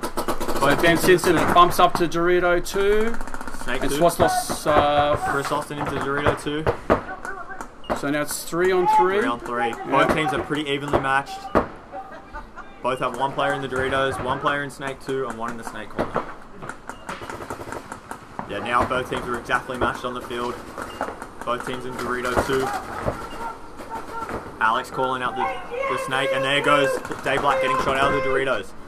So 3-on-2 now. Crisis with the body advantage. Chris Austin down on the Doritos, shooting Alex out of the Snake corner. Just Griff left alone in the Snake now. Picks up Chris Austin, so now it's a 2-on-1. He does get him. He's checking him. Yeah, refs are calling him. And here comes Ben. Oh, and he gets him. Oh, Trading out. And Chris Austin was still alive, maybe? Yeah, he was. Yeah, no, he was. I think. No, he's walking. No, he's walking. Just Marcelo left as the dust settles on that one. Oh, I thought it looked like Griff shot Ben first, but it was pretty close. So nice point there. Marcelo comes in to close up the match. The point. 1 apiece.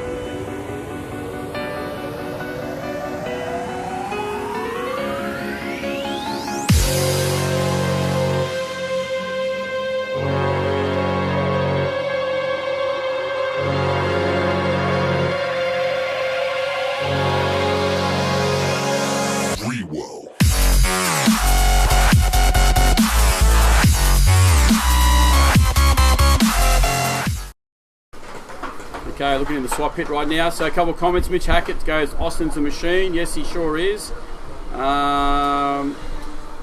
Travis saying there's more Perth players on SWAT, and we're just making the observation there's actually more East Coast players playing on Perth Crisis than there are Perth players as well. So bit of mislabeling on the teams, I think, at this stage. Should have swapped jerseys. Yeah.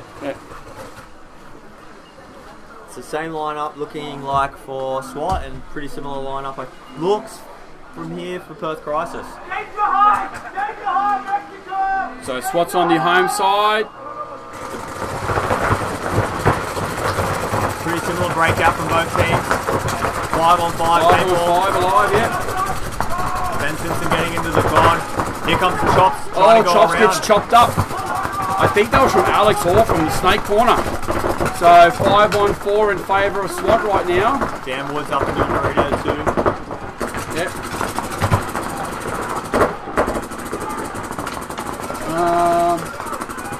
Referee going in to check a Perth Crisis player out on the back line. Check him out. He's clean. Play on. 6 minutes. Ben Simpson takes the snake. Into Snake 1. Ben Simpson. I don't know if it sounds like SWAT heard it now. Dave Black in the wall for SWAT, trying to play some Overwatch. Just watching that snake. 5-on-4 paintball. Griff going straight into the snake. Normally doesn't stay at snake 1 for too long. Griff calling snake 2 when it's really snake 1, so a little bit of a miscommunication there. Black was backing up, trying to get a shot on the snake.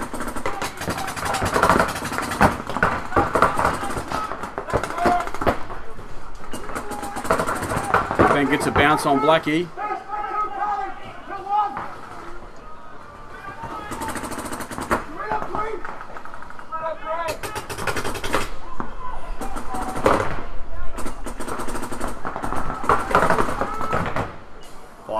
Still. It's over 5 minutes left on the clock. Both teams locking it down. Griff going around in the snake too. Oh, and looks like they lose the Dorito. Yeah, Chris Austin getting shot out. Ben Simpson going around in the snake too as well. So Ben Simpson's going into snake 2. Marcelo's bumped out to the snake corner to provide some protection. Griff launching, taking the snake clean. Nice into one. Snake 1. Still alive. Still alive. So 2 on 5 now. And Towel yes, and they going towel it. right. So SWAT take the second point. So it's 2-1 now, and they had 5 alive. And that's how the cookie crumbles.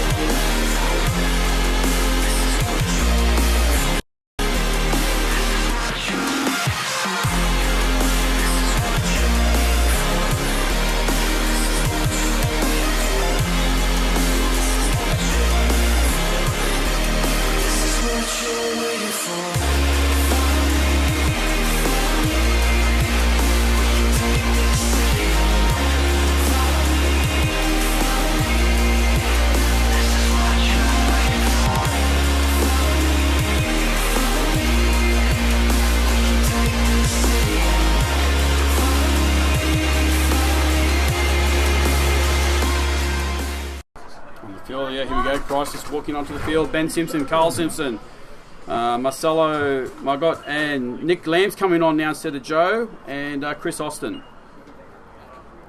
Plenty of time on the clock still. Yeah, normally when Nick Lamb comes on, means they're going to go snake heavy. Dave Black going up to the wall for Sydney SWAT. Putting the pressure on. 5 alive.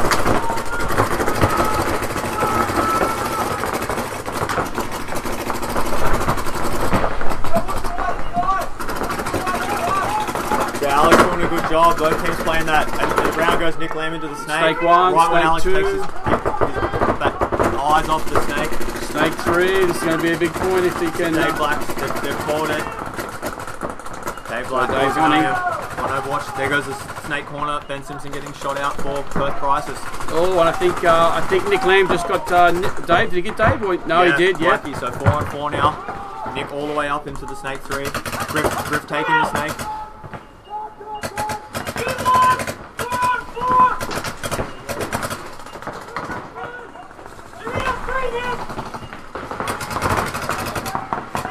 So yeah, Nick playing well, living behind his gun. Yep. That gun up.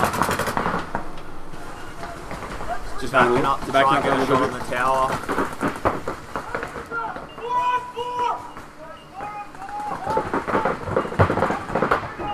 Really, what SWAT wants to do is just hold them off if they Yeah. can. Well, at the moment, no one's really watching Nick Lamb's back, so good chance for a run through from Oh no, I think well, he was just looking down for a little while, so he's not looking up now. Chris Austin down into Dorito 2 for Perth Crisis. he's putting paint down on. Carl coming into the center. Needs to watch out. That tower he stopped at is very exposed to the snake.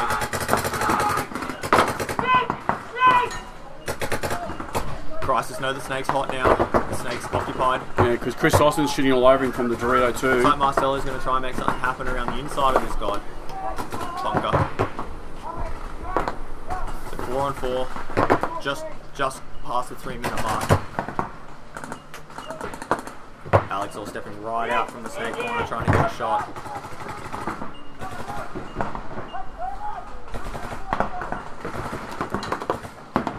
This is an intense game of paintball. Yeah, it sure is. 4 on 4.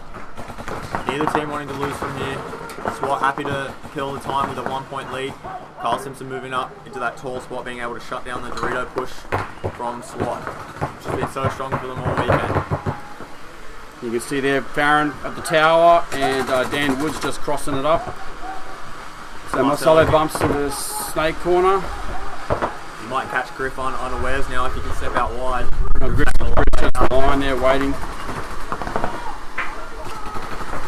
Alex Rest checking Alex Orr. For paint checking his shot. So Yep, 4-on-3 Alex now. is out now, so Nick Lamb getting ready to go. Trading with Griff, so only 2 players left now for swap, both on the Dorito side. 3-on-2. Marcelo launching down through the snake. All the way down. Putting a few shots on the Doritos. He's calling Dorito only, but there's 2 left, so. Dorito and the tower. Yeah, he's correcting it.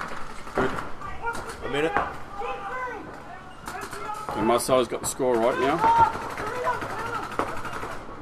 Alright, minute 30. Crisis is happy to get. We do have the overtime point, so if they can just get this. And that's it, Baron Bachelor going. And now the paint train comes. Chris Austin going around, taking out Dan Woods. Trying to run it in, get that buzzer with as much time as possible. 3 alive for Crisis, and we got a 2-all draw. With 1 minute 12 on the clock. That was a pretty exciting little point there. Crisis was founded in 2012 in Perth, Western Australia. Crisis are the 2017's Pro Series champions, winning 2 events and placing second at the other 2 rounds. Some off-season changes have seen some new blood join the ranks of this veteran squad, and they are hungry for a win at round 1. Here's their roster. Zach Hunter Kazierski, Nick Lamb, Ben Thomas, Chris Austin, Marcelo Margot, Dave Phillips, Ethan Clogger, Joe Chop Spurs.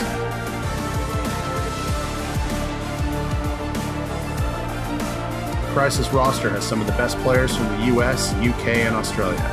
Known for being one of the toughest teams in the league, they played in every finals match last year and are one of the favorites to win the event.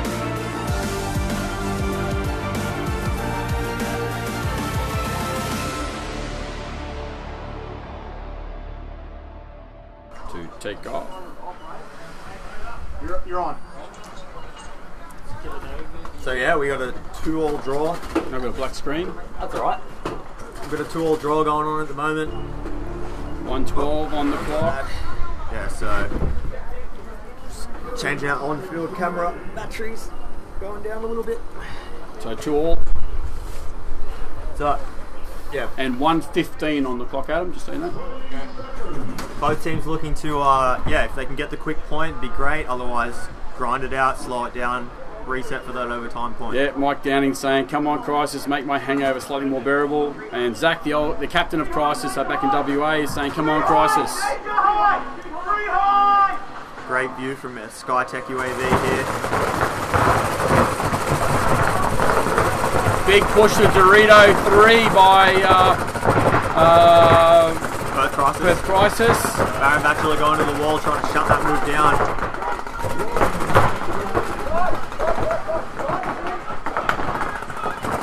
Seconds on the clock. 5-on-5 paintball.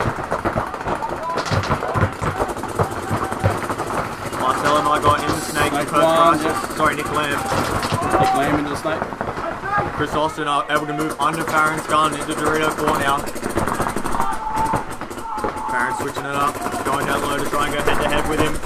Griff getting ready to go in the snake, straight into the snake. 30 seconds, just ticked off the clock. Here we can see Carlsonson launching, shooting Farron Bachelor out, going to 100 more.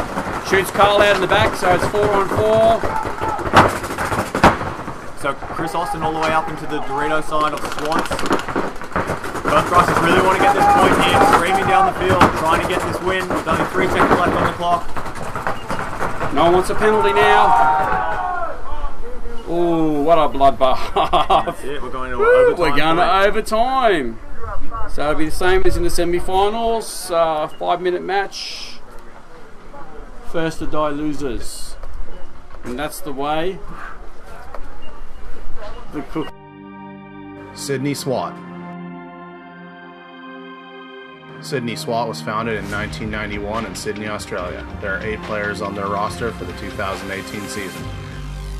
Sydney SWAT shoot the latest Planet Eclipse, CS2, LV 1.5, CSR and geomarkers. There are 8 players on their roster for the 2018 season. Dave Black, Nick Wells, Dan Woods, Alex Orr, Jeremy Fitton, Will Gunton, and Ryan Jacka. SWAT wears the HK KLR goggle system and sport the HK TFX hoppers on all their guns. They are sponsored by Action Paintball Games, PaintballShop.com, Planet Eclipse, HK Army, and Paintball Assassin.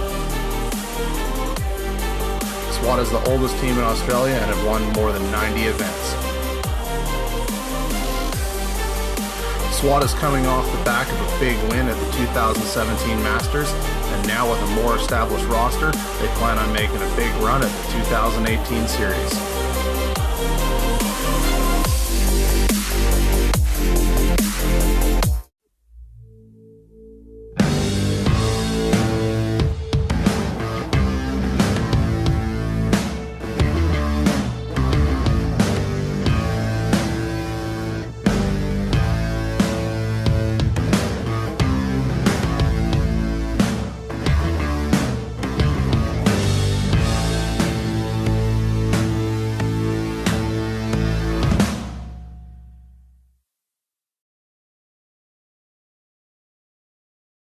Okay, so extra time, 5 minutes, same again, first to die loses.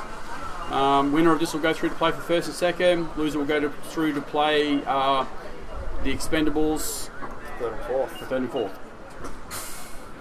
And straight after this match, we'll be going into the semi-pro finals. So which will start off with Brisbane One Life taking on Eskimo Brothers. And then it'll be Syndicate versus Immortal Knights. Playing for first and second. What's the prize for semi-pro, Michael? $2,000 first place. And that's 800 second and 400 third. And in the pro division, it's $5,000 first place, and 2,000 second place, and 1,000 third. So it's a bit of dollars on that. Mate, everyone wants to win the prize money. Is that US dollars or? No, dollar reduced. So it's about $27.50 US, I think. Yeah, You can buy a Big Mac and a fries. So SWAT running a similar lineup. So Carolyn Christensen is going gay SWAT. Jump the fence. Good. And Zach's going, come on, Crisis. Looks like Crisis of keeping Nick Lamb on, swapping out for Chops. 3 going high for Perth Crisis with the snake.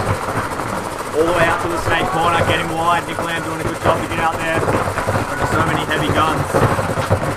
5-on-5. Alex Orr. Gunning makes corner. it. Pretty evenly matched. Ben Simpson into the snake and followed by Griff matching him. Both teams doing pretty even spread, except Swatter in the wall. Crisis not playing the wall at this point. And 1-for-1 on Sydney SWAT. Alex Orr getting a penalty. Alex Orr getting a penalty. So it's no one left on the snake side for Sydney SWAT. Baron Batchelor doing damage control, getting out to the snake corner, making it in alive. Dave's not listening. Ben Simpson around into the snake 3. His first shot will be on Dave Black at the wall there. Unfortunately, it's that good meter back off the wall, which is easy target for the snake. He's zoned up on it now. The only problem is there's 2 guns from SWAT watching this snake, while the rest of the guys are able to run around. Kyle Simpson at the wall for Perth Crisis.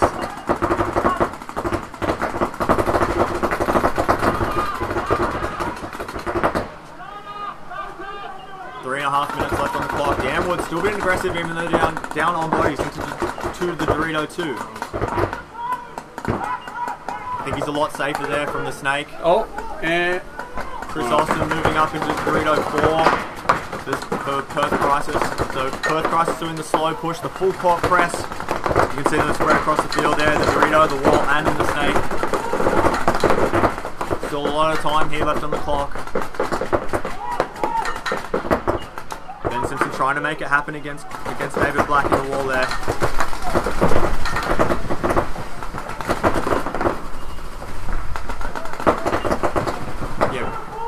Baron Batchelor did a really good job getting out to the snake there to be able to protect his players and control the field. Dave Black, smart move, switching back to the Doritos now, except no one's watching the Doritos in the whole field. Everyone's looking down. Sorry, no one's watching the snake from SWAT. Everyone's looking down at the Doritos. Like he put some balls whizzing past Chris Austin's face, but he's still in there, so 5-on-3 still. Now Ben Simpson able to get up into the snake 3 with his gun up. Once he realizes no one's looking that way, it's going to be bad for SWAT. I can't quite reach him on this. This angle's just not there. If Dave so much as turns, he's gonna. Kyle Simpson in the wall. Trying to put some shots on the back left. Farron Batchelor for SWAT. Blackie moving back and getting shot by Kyle. Walk straight into that paint. Now Dan Wood switching to the snake side. And here comes Farron Batchelor launching, gets shot by Kyle Simpson over the top of the wall, so only one play left now. Dan Woods. There's 5-on-1. 5-on-1. Dan Woods just staying alive, but it's inevitable. And Crisis take it home in the extra time. That's it. So Crisis going on to play against Marauders in the Pro Finals, and Expendables will be taking on Sydney SWAT for 3rd and 4th.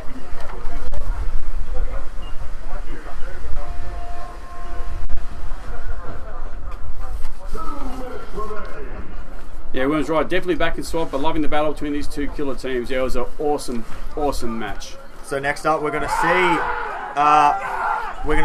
Brisbane One Life taking on Eskimo Brothers. We'll be right back after this break.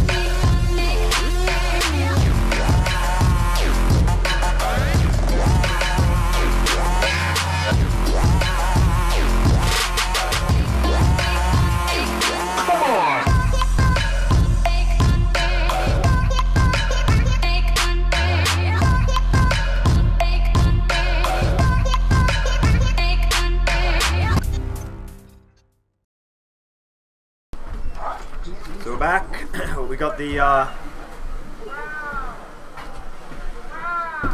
third and fourth of semi-pro finals. One Life playing against the Eskimo Brothers. One Life on your screen there from Brisbane. Those boys are new to the scene this year and then been in the finals twice.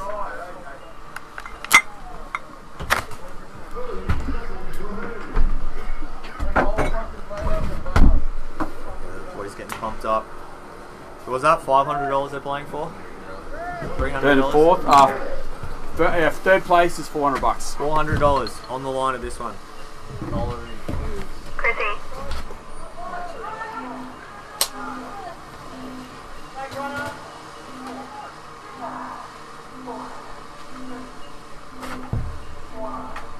There are a lot of big plays from Eskimo Brothers up to the wall, and we're seeing that yet again.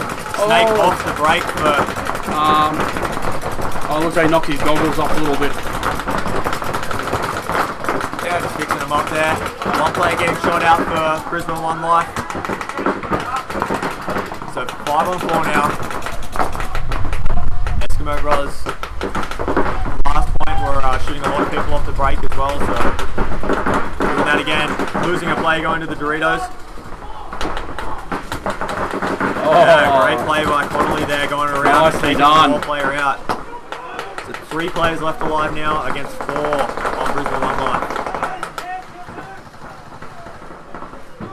There goes another player walking for Eskimo Brothers. So only 2 left now. We've still got 4, so 4 on 2 in favour of Brisbane One Life right now. So, but Brisbane One Life lose their Dorito 4 player, sorry, and there goes the snake. And the snake player. 2 on 2. Oh, looks like a penalty, a red flag in the air for Brisbane One Life. That was big. So there's no one else to field that penalty, so they'll be starting down 2 players next game. he got shot in the pack, but also in the back. He flinched and he kept playing. So that's why the refs throwing the red flag. So red flag for those that are just looking at the sport is if you get shot in an obvious place, which is normally in front, or if you react, like you get shot in the back and and then you turn out and you just keep shooting your gun. They'll throw a red flag in, pull 2 players off. And there was no one to field that penalty. There was no other players. So what they do then is take them from the next game. Yes. So Brisbane One Life should be starting with 3, which is not what you want in the finals. No.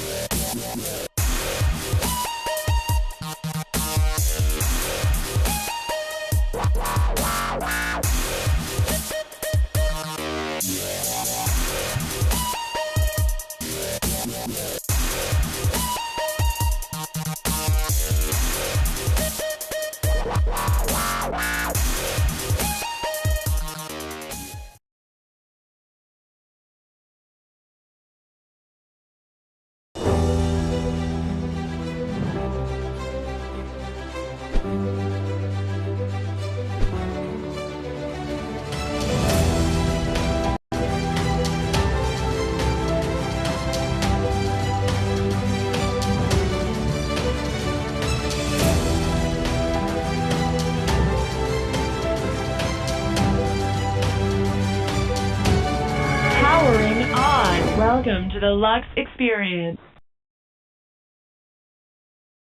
Oh, yeah, it's supposed to. Oh. Well, anyway, so got the official word from the referees. That's fine. Referee threw the wrong flag. Was only supposed to be a yellow flag, so it's okay. So ads is all it's all good, mate. So we were both just saying, wow, that was pretty harsh, that penalty. Yeah. But So 5 alive for both teams. Refs running to check the Eskimo brother. It looks nice and clean. Oh, Tommy Reeves. Oh, and everybody the wall, I'm let at him the know wall. he's there. Brisbane One Life player looks like he might have got shot from a teammate then. Went to go around, someone trying to shoot at Tom Reeves, but Here we go. trying to clean up the wall. Trading out with him. Yep. It's a 4-on-3 now. Eskimo Brothers with the body advantage. We've got Matt in front of us. For Better field position too for Eskimo Brothers.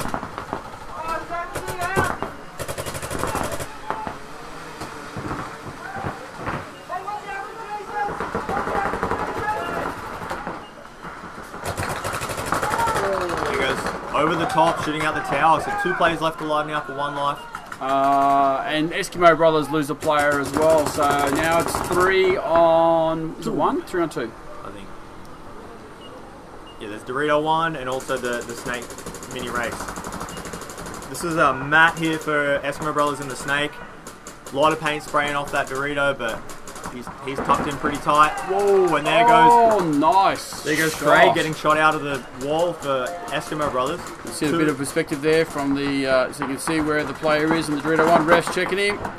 He's clean, still play on.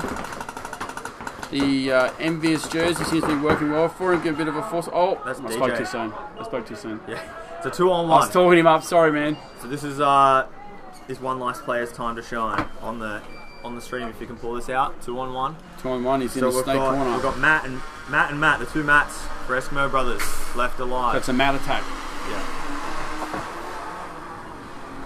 Oh, and he gets him, so a 1-on-1 now. 1-on-1.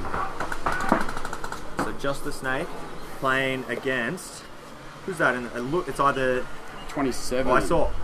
No, sorry, Matt for Eskimo Brothers, but I'm trying to work out who that 1 life player is. Maybe we could get the drone behind, we could see who he is. Oh, sorry, his number starts with an O, but there's 3 guys on. What about the Dorito corner camera? No, I got shot earlier. Did it? So Oh no, it's down. someone shot it. Sorry, the Snake corner. Snake corner. I meant Snake corner when I said Dorito corner. No, and I meant the Snake corner when I was talking. Yeah, got shot. He down. So 1-on-1. Eskimo Brothers can just chill out here. Yep, they've got the Burn point the clock right now. down. They're up a point, so...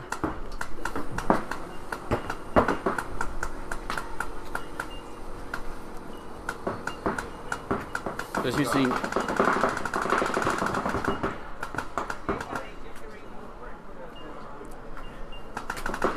Mr. PBHQ, Dwayne Nichols is watching.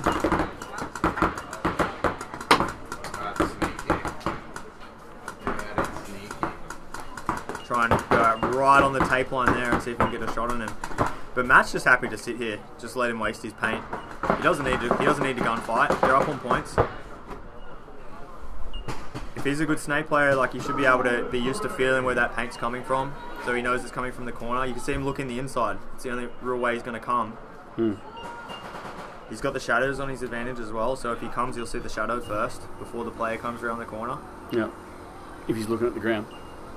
Looking for the shadows. He's very close to the ground. Also, if he puts his hand down on the ground, he'll probably be able to feel the player running. Oh, he almost got him there. Choosing to snap back in and not stay out on his gun. And here we see now the 1 life player making a move. Yeah, so you can see Matt heard that shot then. Switches to that side, he knows he's moved. Here he comes, he can feel the shots getting closer. Oh! Wow. Well, no, because he's got a hit on his back. So that was Kieran Whiteman for those watching at home. Both guys What's put the their ref hand on their saying? head and walk off. There's a bit of extra love in there. Yeah, the refs on the field calling it a mutual, by the way, it seems. So we had no Asylum in the finals, and is that because maybe Dwayne Nichols wasn't playing this weekend?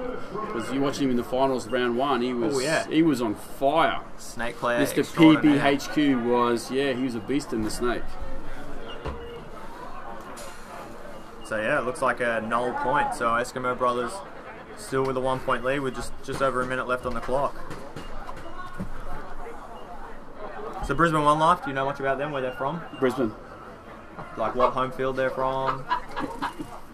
Well, Anything about them? they were I think originally based out at the Gold Coast Indoor. Yep. And now I think it's either Sanford or I think it might be TAC Ops. Yeah, okay. Ipswich that they're based at. So Sanford's still running Paintball? yeah, they do tournaments. Oh no, I think Dead Rabbits do mostly the Sanford, but feel free to jump up and let me know, guys. Oh, Dwayne's saying very debatable. Oh, I don't know, Dwayne. You should be asking. Do we have a for replay on that one? Yeah, you need to redo your team contract, Dwayne. So the boys get you back on. Well, that's just the way the cookie crumbles. Save that one.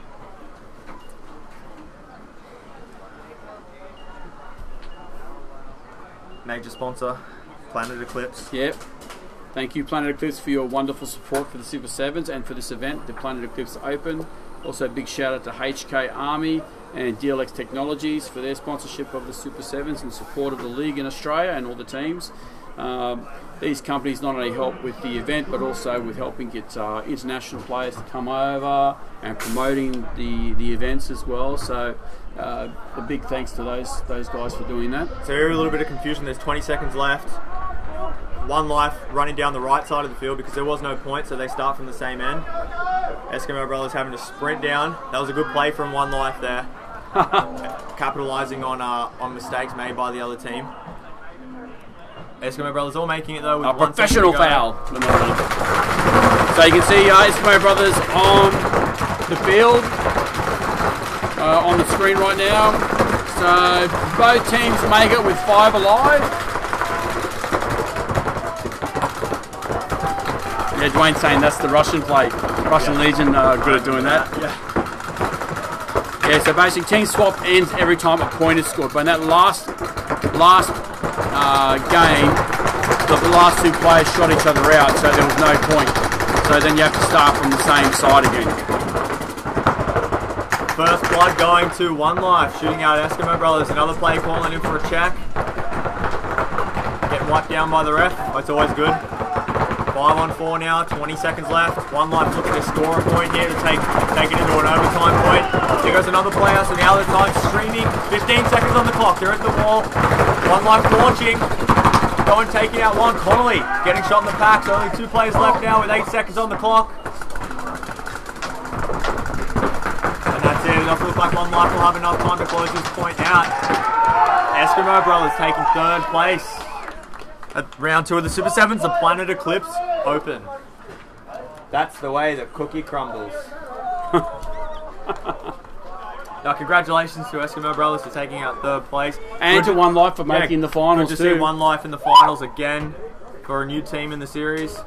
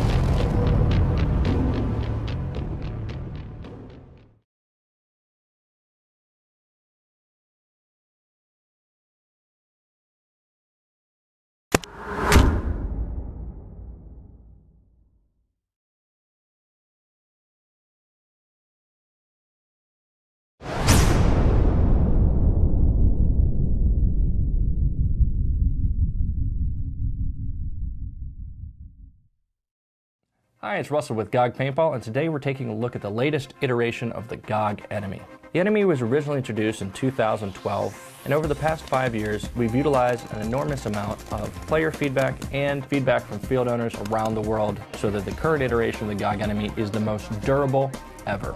To start, the Generation 2 Enemy uses a glass-reinforced nylon body, available in 4 different colors. as well as revised polymers in the feed tube, the trigger frame, and the trigger, which make it more durable in a wider range of temperatures and environments. That's why the GOG Enemy is in use at hundreds of fields all around the world, and we feel it is an excellent fit whether you're looking for a field marker or you're looking for an incredibly durable mechanical marker for your own personal use.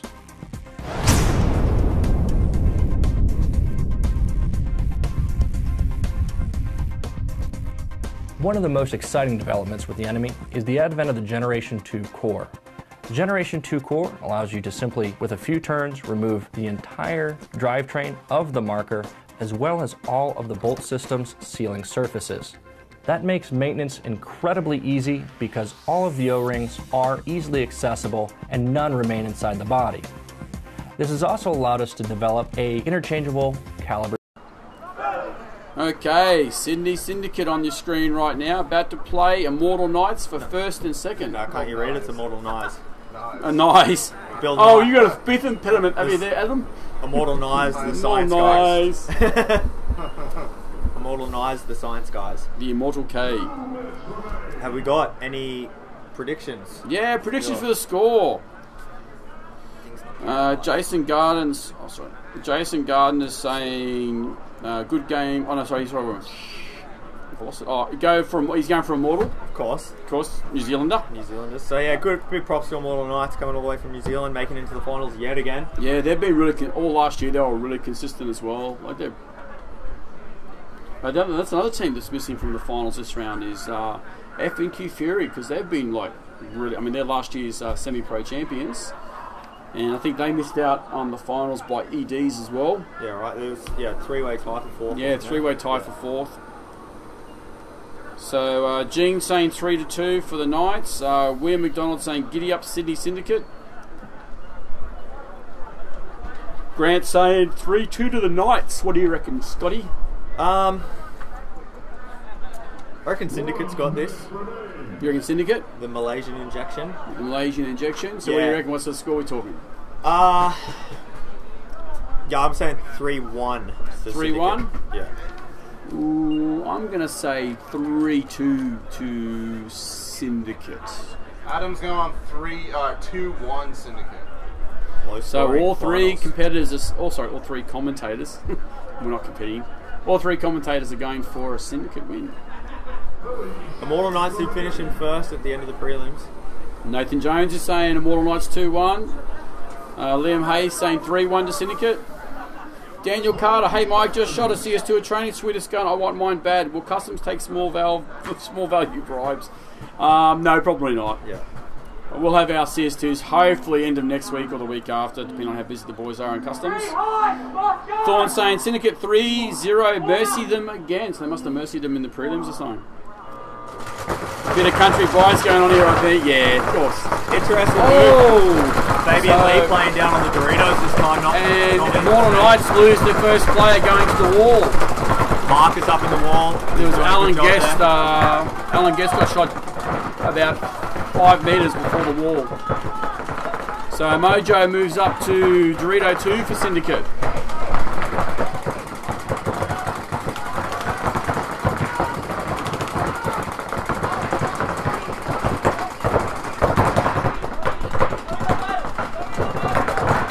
Marcus just shouting back to his back line, back against the wall, taking his time. I don't even really realise, but he's actually taller than the wall, so you should be careful doing that. You know, turn around and face, maybe duck down a little bit so you don't get shot in the back of the head. So Kieran's looking really strong, like he wants to go to the snake. Well, Aussie ads is saying Immortal Knights 2-1. Syndicate around into Immortal Knights side of the wall. Marcus there. The missus is watching, mate, so be on your best behaviour. Mrs. Martin's watching. Referee's swarming on the Immortal Knights side of the field, checking players out. All look clean so far. Danny Harrant getting out into the snake corner for Syndicate. Kieran looking like he really wants to go to the snake for Immortal Knights, but just happy to roll his gun. He's moving now. Hopefully he knows that the two wall guys are in, because that would be his first shots. Oh, and they lose Danny Harrant off the Harrant. They lost Danny Harrant from the snake corner.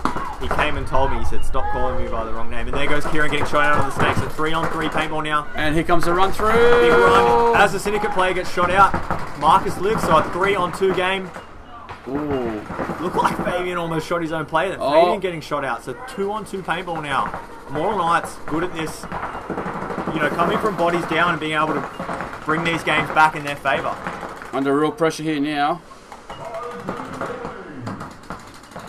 Ooh, there goes one of the Immortal Knights getting shot. So only 2-on-1 now. Marcus and Mojo. I think that's Mojo. No. Mo's McNamara. gone. I think it's Alan McNamara. Yeah, 85. Yep. Yeah, Alan McNamara for Syndicate. So one play left for Immortal Knights there in the Doritos. Is that Alan? I can't see the number. 11. So that's Hayden. Hayden Campbell. Hayden Campbell. Yeah, getting shot out. Last player alive. So Syndicate getting the first point. Long point, 2.5 minutes. Long point is what we've seen. No, lots of thumbs up here. Here we go. It's cool. So Everybody's- Ryan Newman. Everybody's liking the game. You've got to be getting ready for a finals match, pal. Stop Oh, watching the Ryan. Okay, so 4:14 left on the clock. Syndicate takes the first blood. That's the how way. the cookie crumbles. That's the way the paintball crumbles.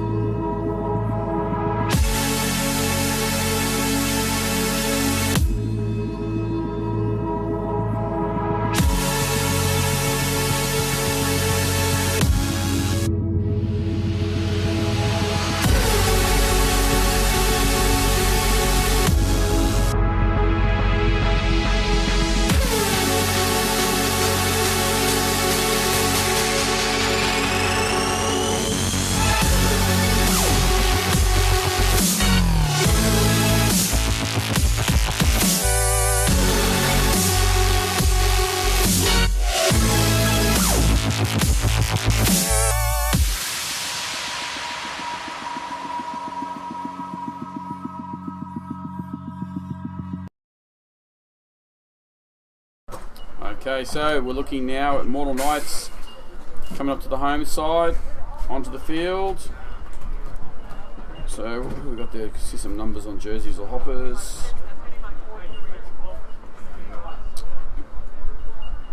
Maybe 66. So we've got Ollie. We've got numbers that don't match my list. So there's Steve from accounting. Alan Guest. So we got Alan, Kieran, Sam, Ollie, Hayden, and Terry, but I'm not sure which one's sitting. Yeah, I was surprised to see Immortal Knights have a spare player this time. Normally only running with 5. Yeah.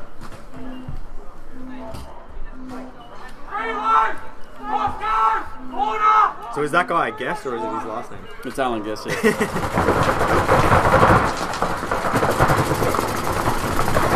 So here we go. 5 alive for both sides, and Syndicate take the wall, but mostly back line. Oh, and looks like Immortal Knights lose their Dorito 1 player, Hayden Campbell.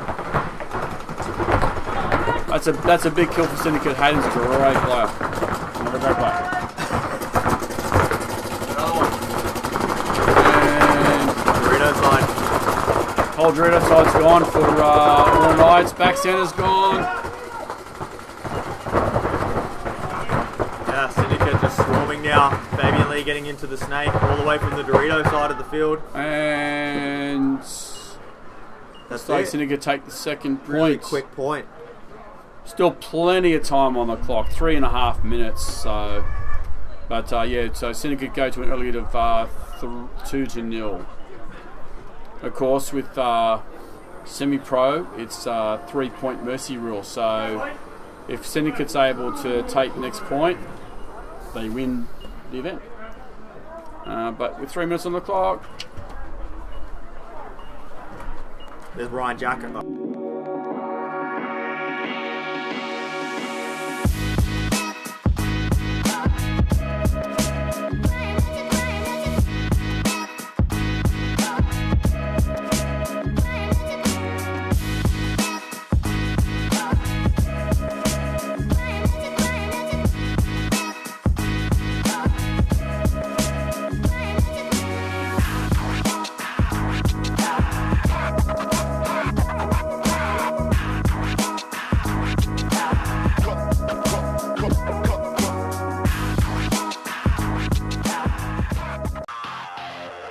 Guns and gear.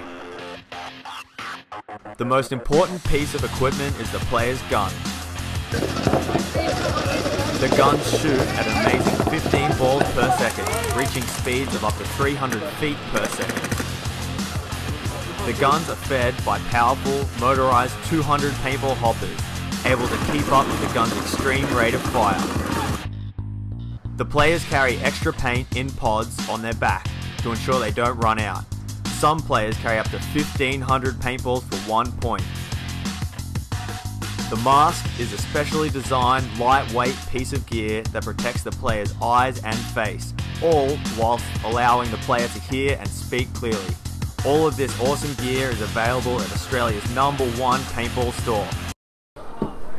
Okay, so Syndicate here in a bit of a commanding position. Still 3 minutes and 11 seconds on the clock, but 2-0, so they could pull this point off. We'll go through for the win. So more nice to turn around.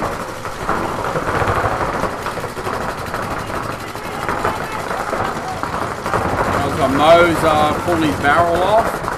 Oh, so Mo will get eliminate another one penalty, and a penalty. wow. Oh no! So only 2 players left alive. They lost one off the break. Northern Knights. Good lane shooting. Yeah. Usually when that early penalty comes, it means you shot someone off the break and it just takes a while for them to notice. The SWAT guys will know how they feel right now. Those penalties are a real killer in finals and in semi-finals. Just ask Alex Orr. Ask Alex Orr. He'd be devastated. The Fabian Lee all the way from the Dorito Tower into the snake. Marcus as well. But Immortal Knights aren't going down lightly. Yeah, 2 on 5. Doing a good job trying to do damage control from that penalty. Marcus just trying to get a bead across onto the tower. Looks like he's about to launch. Getting ready to go. Oh, Shoots the and they tower lost out. Hayden and Hayden. that's it. So it looks like Syndicate are going to go through and win the event. Win the Planicus over. 3-0. 3-0 for a convincing win. Mercy rule in the finals. Just going to make sure he's clear, and then that's it. Syndicate will win. We should see the teams getting together, shaking hands. And next That was a up, really good finals game. we're going to see Expendables taking on SWAT, playing for 3rd and 4th. And then the big one, Marauders, their first time playing in a Pro final, which is taking really, really awesome on, fun. taking on Perth Crisis, Crisis. who are just totally in form. Like, Hello Sadie, how are you? Hope you had a good sleep today. watching Daddy on the big screen. Yeah. It's Dougie time! Up to the middle, taking it close. Yeah, so nice move down. Touch the Dougie. Oh! Marcelo coming through. The pain. Oh!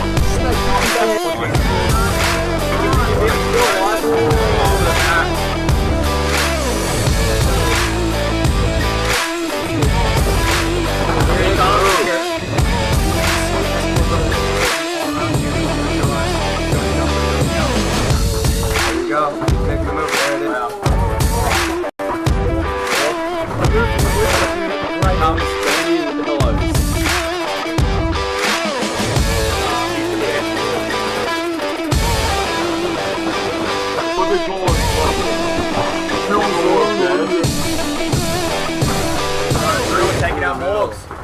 And he's still going.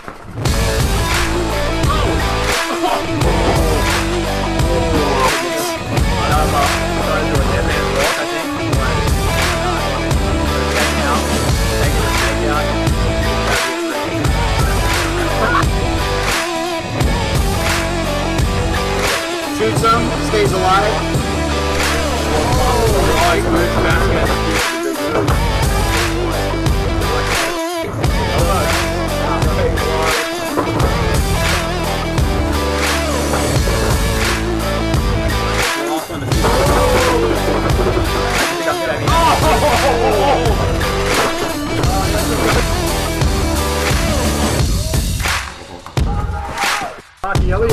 Matthew Robinson. Listen. Oh, Robert to take out. And look at this. Oh, what a... Yeah, that was a good play. Only bunkers are gone.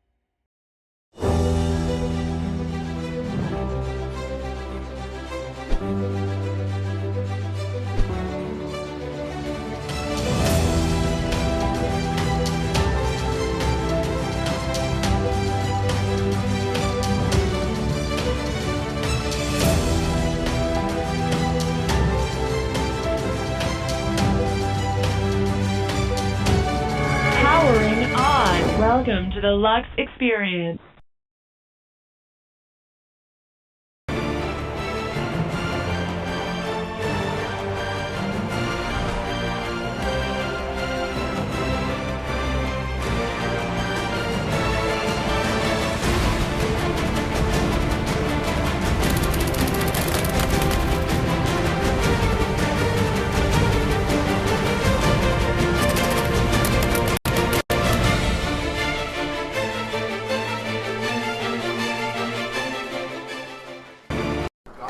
Okay, so you can see the Expendables getting ready on the screen on the home side in the red and white.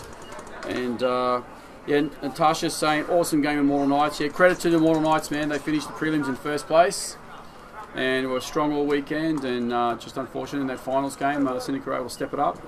But both teams were tied in the prelims as well, weren't they? So they got a model on ED. So okay, so on to the pro finals. So this is for third and fourth.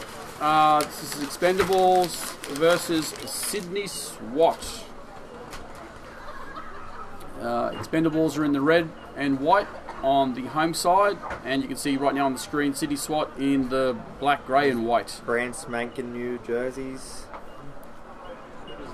They look great. Designed by Adam Connolly. Thanks, Wayne. So they're playing for third and fourth. Prize money of $1,000 first for third place. Yeah, $1,000 on the line of this match. Marauders taking on Crisis next up. In the last event, SWAT came third and Expendables won. So this is for round one. So it's going to shake up the rankings quite a lot. Mm-hmm. Hey, Black! So both teams, Aidan Donnelly again to the wall. That was a great shot. And oh yes, Aidan takes out Farron running to the Dorito 2 off the break. So 4 and 5. And a penalty for Expendables on the snake for side. Expendables. So was that Alex Orr walking for SWAT at the same time, or is there? So it's 3 on. SWAT's down 2. So 3 on 3. Aidan almost catching Dan Woods trying to get into the Doritos. I think he made it alive. Alex doing a good job. So is someone else from SWAT getting shot out, I think. Alex Orr moving into the God bunker. We might see Alex in the snake. Something we don't see very often. So Aiden's looking on the God side now. Blake Yarber doing a good job moving out wide and shooting. And it looks like the snake corner shot Alex Orr out. Yeah, that's Blake Yarber. Aiden Donnelly getting caught through the middle. He bounces, checks himself, but still playing, so obviously clear. Hopefully clear. Dan Woods shooting him up in the back. Oh, cheeky. So 2-on-2 now. Dan Woods moving into Dorito 4. Dave Black, the captain of Sydney Swap, getting out to the snake corner. Got Blake Yarber and Blake Christensen. Here comes Dan Woods, a big run. Shooting Blake out, staying alive. So Blake Christensen getting shot out. Blake Yarber left alive for Expendables.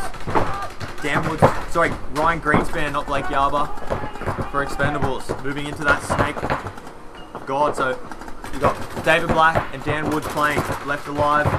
Greenspan in a hell of a hard spot to win a 2-on-1. Advancing towards, gets shot in the loader on the way through. And Sydney Swat winning that one. That was a nice comeback by Sydney Swat. Really good move. Losing Dan had to early. sort of stop and get in that Dorito corner and go, oh, yep, I'm actually still alive. I survived. So, yeah, it was a big, losing bodies early, but then just back and forth. War of attrition, a few mistakes from both sides of the field, losing some bodies soft, as they say.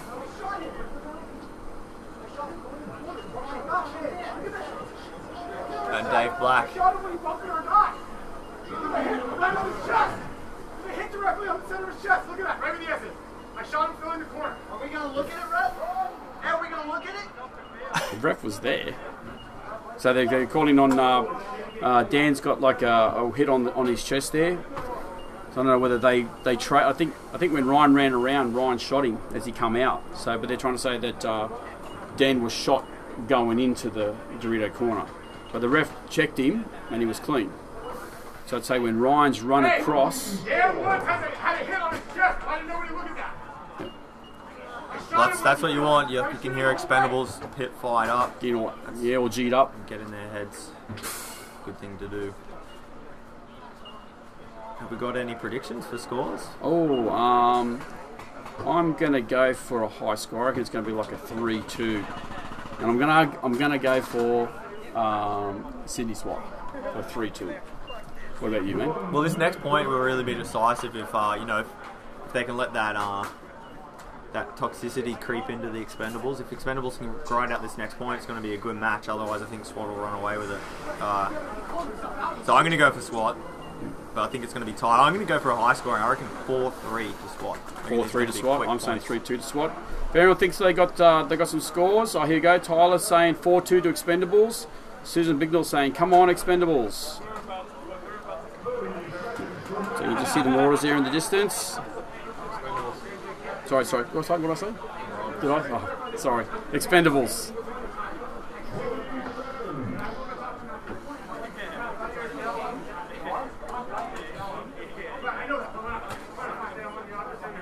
So Blake Yarber stepping on the field for Expendables this point.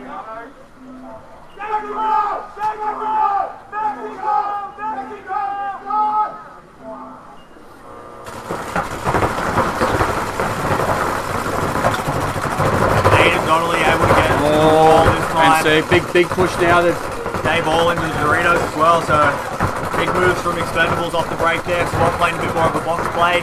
Dan was able to get around to Dorito 2 early. Yeah, big push and additionally, SWAT's done the back line again. But yeah, Aiden's switched this normally watching. And here comes Blake Ryan. Yarber. Oh no, Blake all the way down to the Dorito Getting caught out. It's caught out. Trades out with Dan Woods. Woods. Takes out Dan Woods. Aiden Donnelly gets shot in the wall as well. So 4-on-3. And there goes Dave Hall getting shot out. Dave Hall goes, so 4-on-2. So SWAT starting to move away with Barron all the way down the Doritos. Expendables had a big breakout, big positions, but just extended just a little bit too far and paying the price for that one. Oh, but they lose Farron as well, so now it's 3-on-2. So Dave Black goes back around and fills up. Jeremy Fitton in the snake for SWAT. Stopping at snake 1, going straight to snake 2. Matt Clean in the God there for Expendables. Rest checking Dave Black. Taking the snake. So Dave Black's gone, so it's now 2-on-2. 2-on-2. Both teams have the snake. We've got Ivan Christensen in the Doritos for Expendables. And all the way, who's that down on the Dorito? That's Ivan Christensen. Ivan Christensen all the way down on the Dorito floor. So Griff just getting shot, just coming through. Nice play by Matt Kling. Awesome play by Matt Kling. And we got ourselves a ball game again, 1-1. And yeah, I don't know what that guy's saying, but awesome. Can't read Thai. Can't read Thai. But thank you for watching.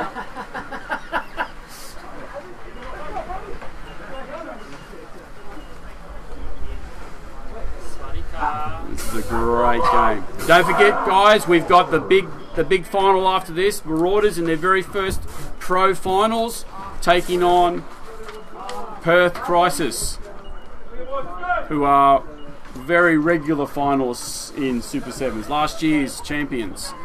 So we're looking in the SWAT pits right now, a bit of a hive. SWAT nearly had that point, and then just a couple of really big plays, Mackling especially, and then down the... who's on the Doritos? Ivan, was it? Yeah, it was Ivan. Ivan, yeah, big play by Ivan, just... Yeah, they worked well together. Matt saw Ivan go, and he just took off down the snake, and it worked out. All guns went left, and yeah, Matt was able to run down the right.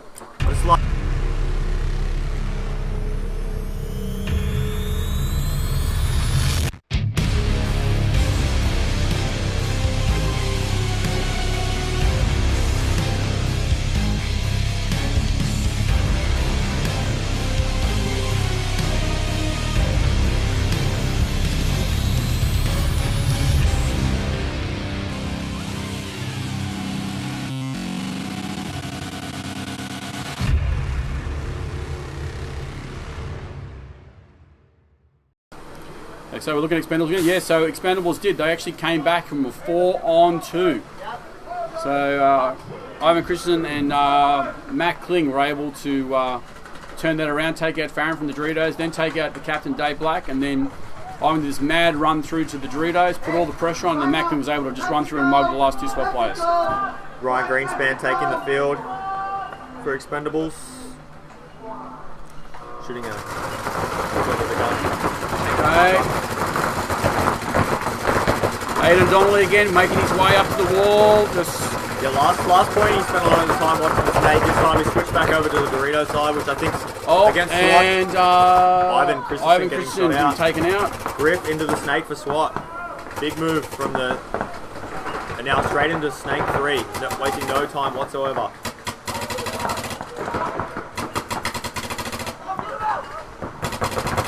So yeah, Griff Lumbers in a really good spot here. Can't just quite see the wall right now. Cause some damage from the snake. I think from where he can back up there, he'll be able to see. He'll be able to see Ryan Greenspan in the tower there, and the corner. So shooting out the snake, the Dorito corner. The 3 plays on slide, but Matt Kling. Matt Kling just does the damage again. So 4-on-3 now. SWAT Beast mode has been activated by Matt Kling, and now Matt Kling fills through to Snake 2. Yeah. And I don't know if anyone even knows there's anyone in the Snake. Blake Yarber? That's Ryan Greenspan. He's moving into Dorito 4 for Expendables. No one in the snake corner for SWAT, so Griff's out here all by himself. Dave Black doing some damage control, getting out into the snake side for SWAT. Griff in a really good spot. Matt Kling in a really good spot to cause damage here. Aidan Donnelly get caught again, trying to go around. Dave Black. And Farron Batchelor and Dan Woods both getting shot at the same time. So Matt Kling shoots out Dave Black, and that's it. That's it, I think. So 3-on-2 going down. So again, 2-1, 2 left. 2? Yep. Matt Kling, Brian Greenspan. Last 2. What a mad combination of players, eh? 2 of the players from Expendables that won the NXL in Europe last weekend at Prague. Expendables for the first time in this match, taking the lead. That's how the cookie crumbles. So we're looking in the SWAT pit right now. It's still 4 minutes game time. 4 minutes and 10 seconds of game time left on the clock. And 2-1 to Expendables. This is exciting. I hope people at home are enjoying the show. Tom Watkins sitting there with the New Zealand t-shirt on. His father, Dave. off in on a cruise somewhere, sailing the seven seas.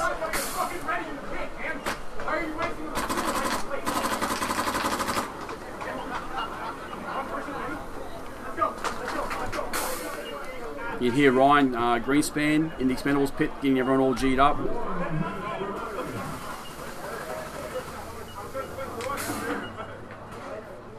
This is a tough match. Expendables have been doing some There's Jeremy Fitton.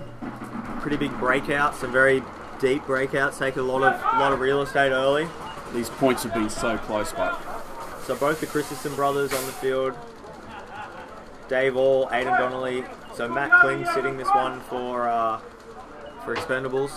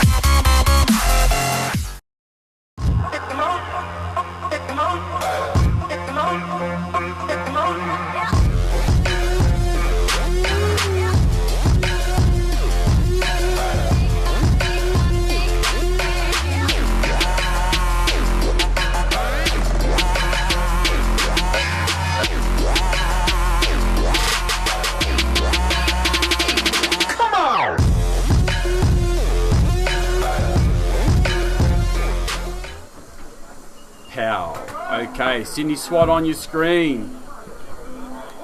2-1 in favour of Expendables right now. 4 minutes left on the clock. Jeremy Fitton stepping up for this point. It's like shooting. Aidan Donnelly goes all the way to the wall again. One player on Expendables calling the ref in. Alex Orr getting shot out early. And it was like, The 5-on-2. I think Ryan Greenspan's got all the way to Dorito 2 as well. Yeah, getting matched by Dan Woods down on the Dorito side.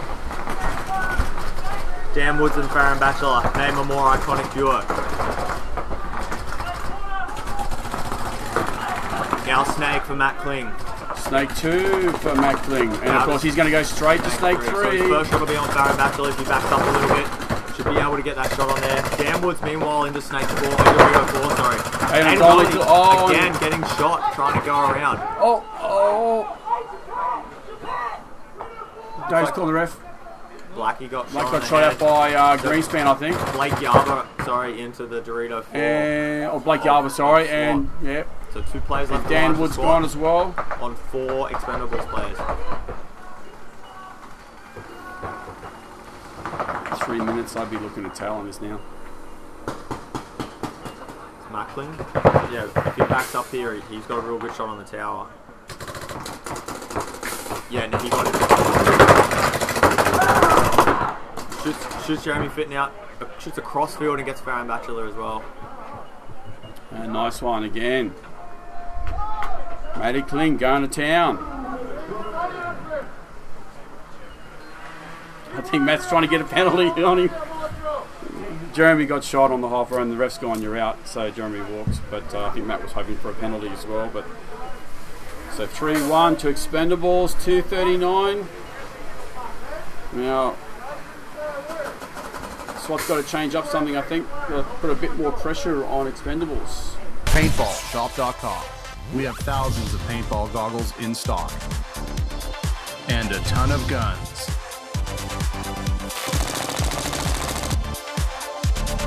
We have all the gear for social, scenario, and tournament paintball. With over 5,000 different products in stock, we have the biggest selection of gear in the Southern Hemisphere. Paintballshop.com, Australia's paintball superstore. Okay, looking at the Expendables pit right now. Oh, there's Marcelo Margot in there right now, waiting, ready to go for his next match. What's he doing over there trying to get some Marauders intel?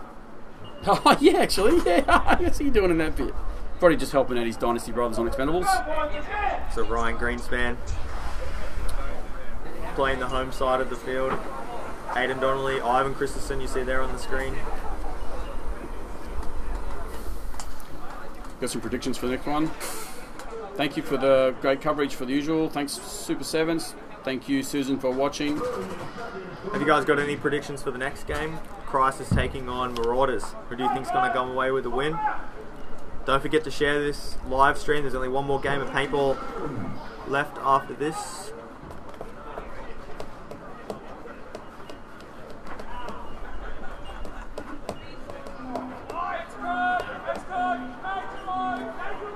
So Jeremy Fitton stepping out again for SWAT. Looks like Griff Lumber's sitting this one. Alex Orr going deep into the snake corner. Griff going all the way around, taking out Aidan Donnelly early. So 4-on-4 paintball now. Dan Woods all the way down into Dorito 4. So SWAT being really aggressive on this breakout. That's a bit better. Oh yes, and he takes out Matt Kling. So that's So 4-on-3 paintball. Dan Woods called the referee in for a check, getting shot out. So now 3-on-3.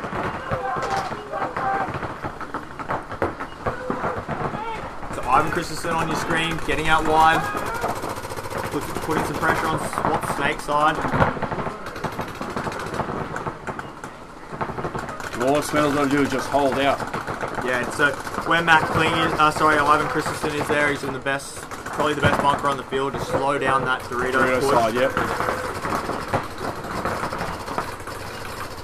A minute 40 on the clock. Not a big push happening from SWAT. Alex Orr getting shot out of the snake corner. Oh, did he get shot out? Oh. So 2 players left alive for SWAT now. And one of them's in the Dorito, copping heap of fire. No one's in the back centre. Dave Black. Dave Black. Sorry, Jeremy Fitton there. Jeremy Fitton. So you're not gonna win 2 points from that position, Jeremy. Yeah, this is where SWAT just need to go on and make it happen. Roll the dice here. You know, if it doesn't work, they're in the exact same position they are. If they go and it works, then you know they're a point up. So a minute left on the clock now. Starting to run out of time. I think that's Baron Bacula on the right of your screen in the Doritos. I think it's Baron. Yeah, it looks like Baron for sure. Going up through the middle, trying to get some shots happening. So it's Dan Woods here, coming around the wall. Shooting out Ryan Greenspan. No, not stays alive. Yeah, Ryan calling himself out now, so 2-on-1. And SWAT throwing the towel in. Needed to be a little bit more aggressive as all that was happening. So Dan Woods, big props to him trying to make it happen. But Expendables, really good break shooting, just doing exactly what they needed to do. Playing that's how the cookie crumbles, eh?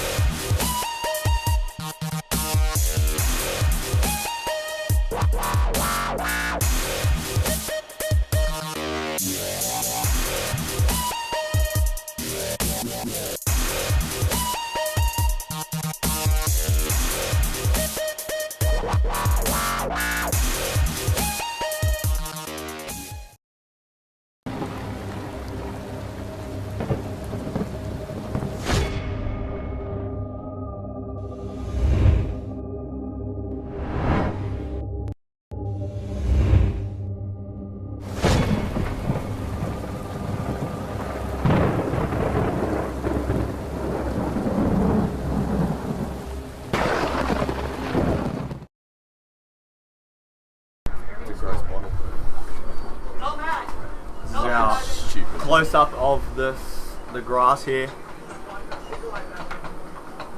And there we are. Skytech UAV.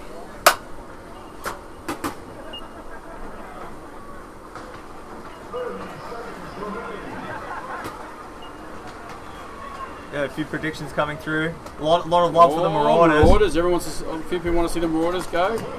3-1 for Marauders, 3-2 for Marauders.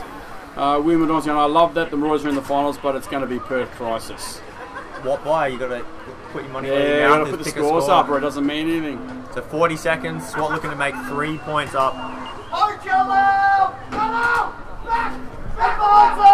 Blake and Ryan Greenspan both shooting for this point. Blake Yaba, that is.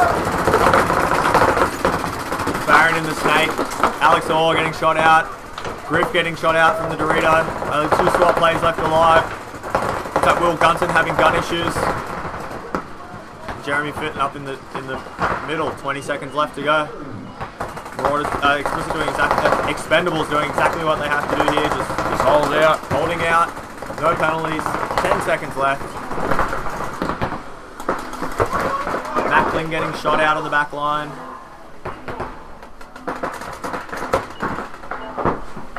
That's it. Expendables taking 3rd place. Round 2 of the Super 7 Series, the Planet Eclipse Open.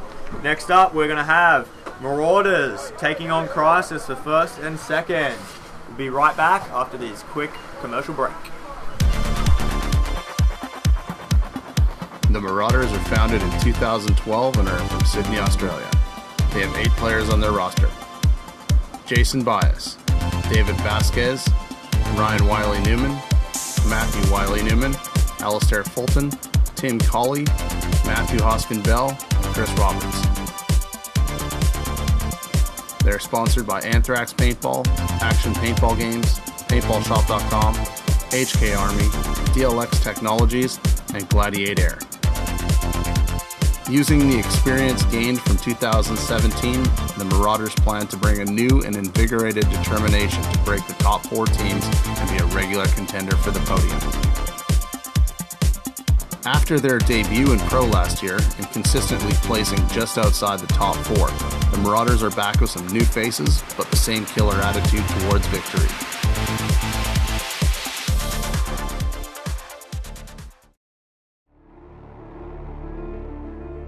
Crisis was founded in 2012 in Perth, Western Australia. Crisis are the 2017's Pro Series champions, winning 2 events and placing 2nd at the other 2 rounds. Some off-season changes have seen some new blood join the ranks of this veteran squad, and they are hungry for a win at round 1. Here's their roster. Zach Hunter Kazierski, Nick Lamb, Ben Thomas, Chris Austin, Marcelo Margot, Dave Phillips, Ethan Clogger, Joe Chops Burtis.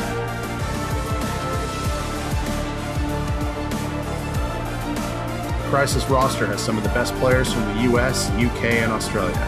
Known for being one of the toughest teams in the league, they played in every finals match last year and are one of the favorites to win the event.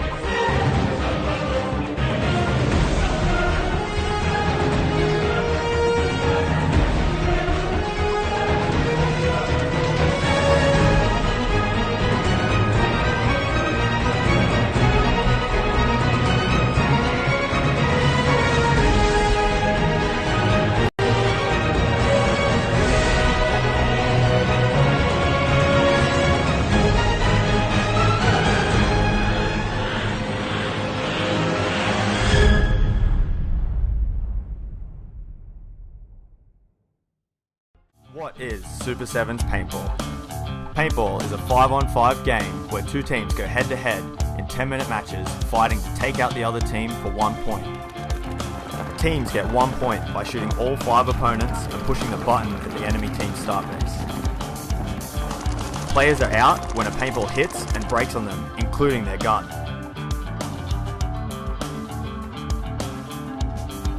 Between each point, there is a 2-minute break to reload, clean up, and prepare for the next point.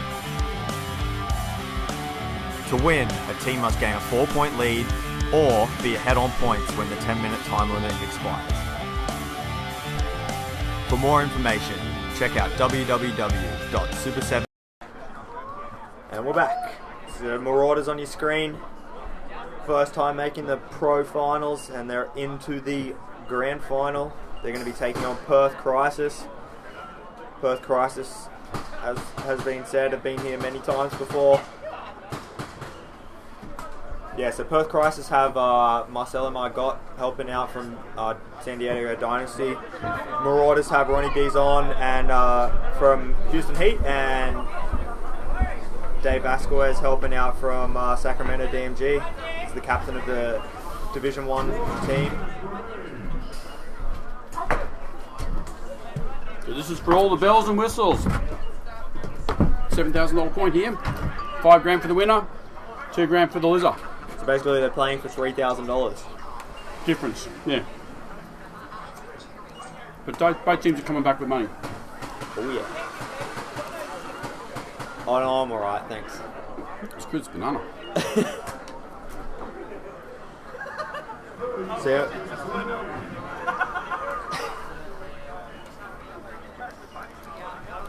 That's Perth Crisis on your screen. Getting pumped up. This is always big finals. As said, $3,000 on the line. The winner, the difference. Winner taking home $5,000. Loser taking home $2,000. Either way, they're going home with something. MVP of the last game, Jason Bias, their captain from Marauders, stepping up there.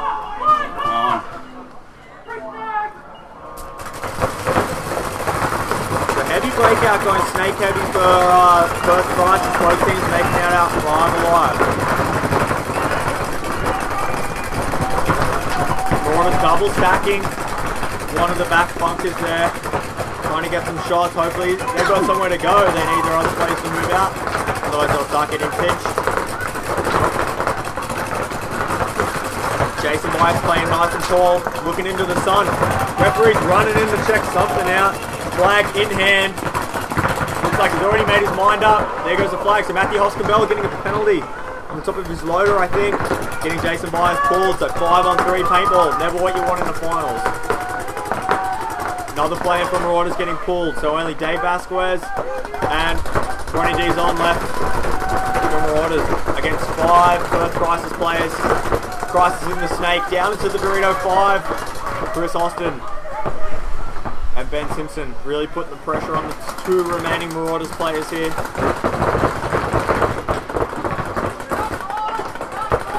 But they don't see anyone dropping soon. Looking like Marauders will hopefully be throwing a flag in to save their teammates some pain.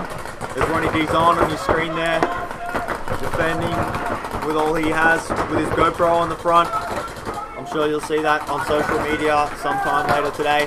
There goes Dave Vasquez getting shot out of the corner. Only one play's left alive for Marauders now. Here comes Chris Austin shooting out Ronnie Dizon, trading with him. At the same time, Marcelo Margot getting shot out. And Carl just gave him a few extra bits of balls. A lot of fingers being pointed, but it looks like Crisis getting that first point. No one hitting the buzzer though. Everyone walking off the field. Are they? Barrel socks getting put on. Oh no, sorry. Must have toweled it. Oh. Missed that one. So Marauders losing that first point. That's the way the cookie crumbles. Paintballshop.com. We have thousands of paintball goggles in stock. And a ton of guns.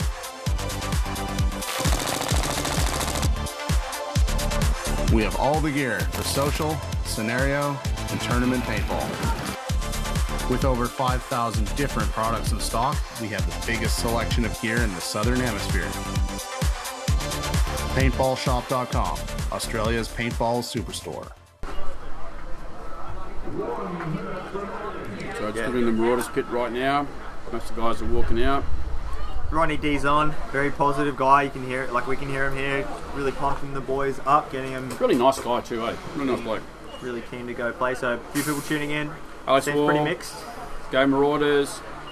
Benjamin saying former Marauders players, so excited to see them playing for first and second. You guys have earned it. I'm backing you for the win.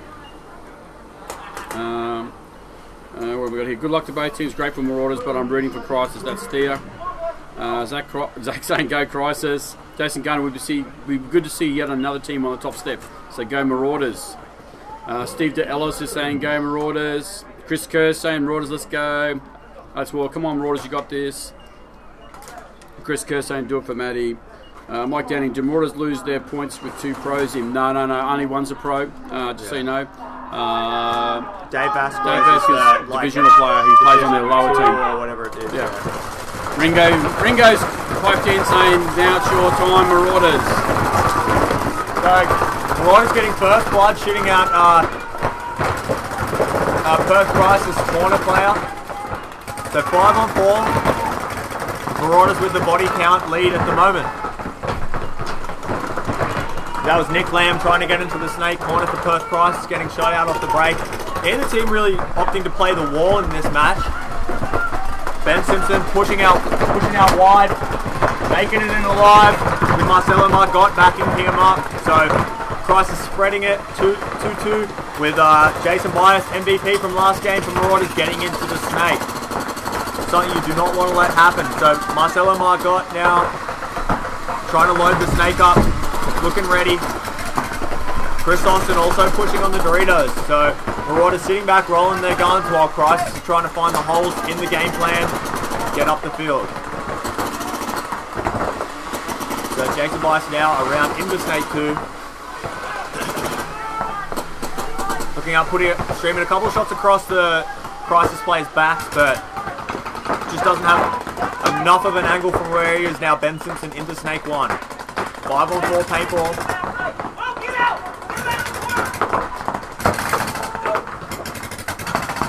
5 on 4 paintball still. Marauders in the lead. Jason Bice streaming those paintballs on bodies. Oh yeah, Bob said this point, man. No, okay, sorry. 5 on 4 for Marauders, yep. Yeah, Jason Bice let's go around to the next knuckle. He's got his players backing him up. He'll have better angles. Just needs to be a bit of a push, and as I say that, we see Alistair Fulton heading into Dorito 2 for Marauders.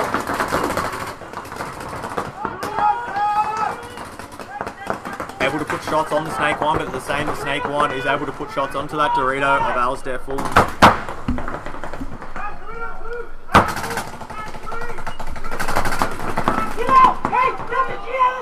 So Snake getting shot out. Marcelo Margot doing a good shot. So 4 on 4 Jason's just looking in a little bit too much there. Just looking inside, sticking out. Dave Vasquez bumps across.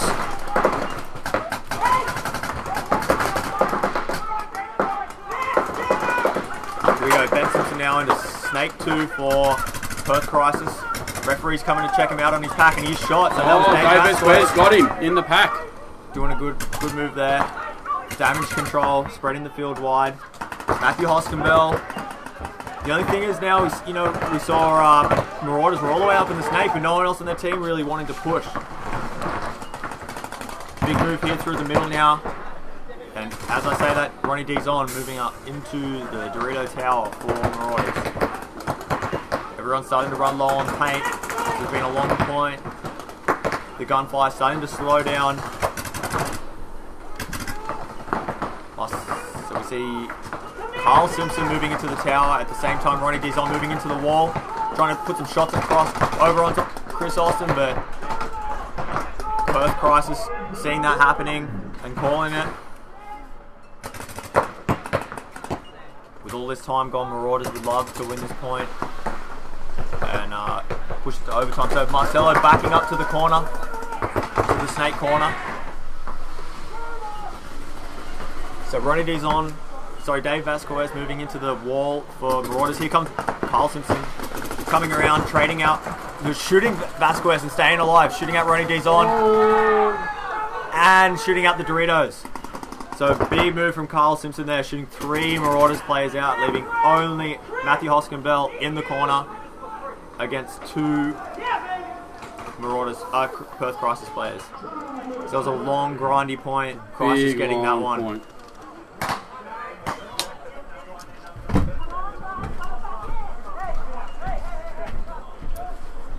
Yeah, a lot of time clicking off there, but still 4:20 left on the clock.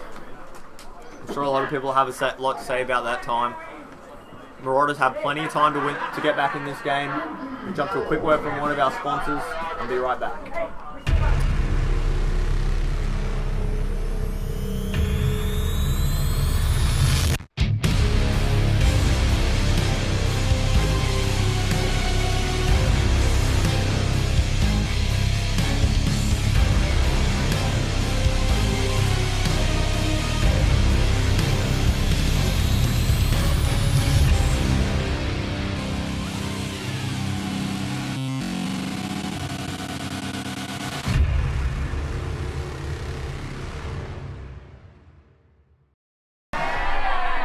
So we're back into looking at the Marauders here. Yeah, Jason Bias doing a lot of work, getting all the way up in the snake. Unfortunately, not really have much of a push from the rest of his team. Making a little mistake there and getting shot out by Marcelo. My God. A lot of time for Marauders to come back here. Sun hanging low in the sky. Big long shadows you can see there from those bunkers.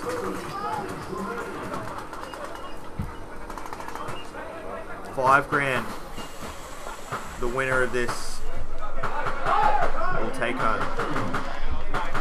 So that's Dave Vasquez on your screen. Ronnie D's on there. Alistair Fulton been very good player for Marauders in the Doritos.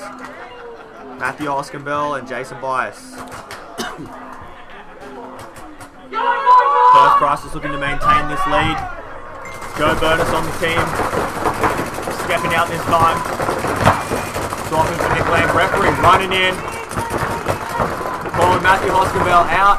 No penalty though. Ronnie D's on also getting shot out from Marauders. So 3 players left alive. Heavy guns up for Perth Price is on the break. So lucky Marauders did not get a penalty then. Into the snake goes Ben Simpson. Sorry, Nick Lamb, no Ben Simpson.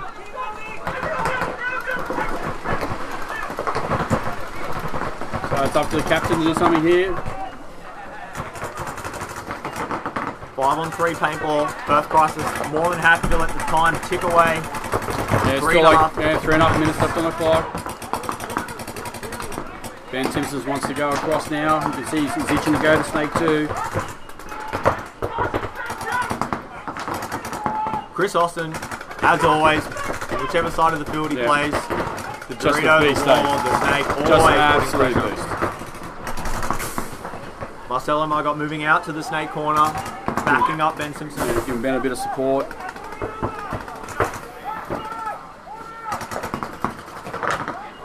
Three minutes on the clock now. Time slowly ticking away from Marauders. Somebody needs to make something happen. And someone from Marauders needs to, because like you said before, crisis. 2-0, 3-0 makes no difference. Wins a win. Yeah, you never want to go away from a finals like this asking what if. Now's the time to make the move. You can see before when they're looking behind the crisis, they've got all the lanes all cornered up. No, it's nice and neat.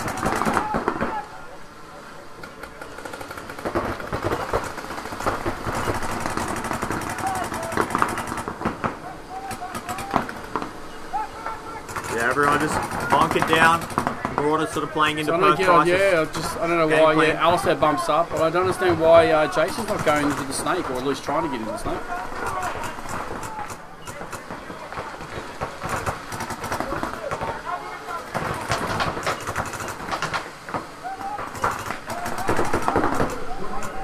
Two minutes, 2 points, boys.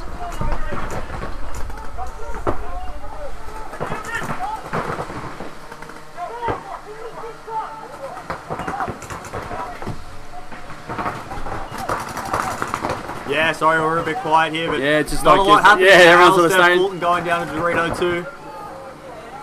Shooting out chops from the centre. So good move for Alistair there. Trying to make something happen. 1:30 on the clock.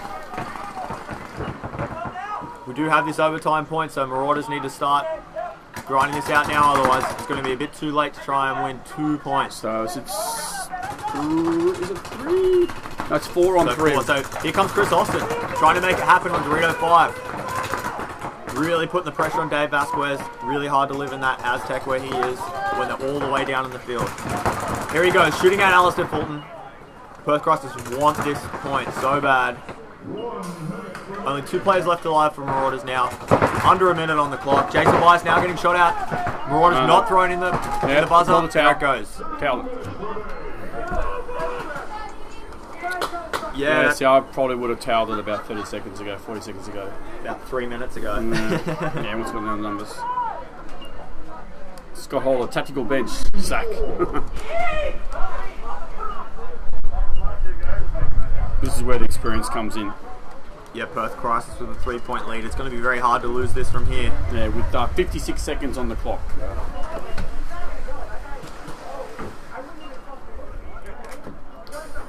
So So, But again, you know, like all these teams like Marauders, But hey, kudos to Marauders, man, making their first finals and going straight into second place. you know, it's one thing to make the finals, it's another thing to get through and actually win a final. So, Yeah. you know, their first time there, they did a great job to get here, but they're going to learn so much from this, and we're going to see them as a really, really strong team coming back. And I think so. winning round three. It's all paying off for them. I mean, you know, to beat Expendables, my God, that's And, you know, they'll be like, sleeping more tonight, I think. if it's any consolation prize, going away from here with a second place in a Super 7 series in your second year, Yeah, hardest events in Australia for paintball. yeah, no, it's All the top teams, all the top players. good job for Marauders. And Absolutely, credit to them. as we said, like all these Perth Crisis guys, they've been here before. They've done it before. They've won the series last It'd be good year. to see him get a point or two on the board. That'd be nice for him to, you know, like finish on a bit of a high. Yeah. and Marcel and Marcel, Margot yep. just wanted to grind this out, smash it out. So Dave Phillips walking out there So, If they can take this point, for Perth Crisis. so Marcelo Margot, Ben and Carl Simpson again. Chops. I think.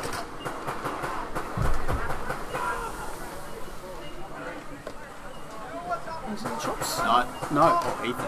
I might don't be know. Ethan. Someone else who hasn't played many points for Crisis stepping out there.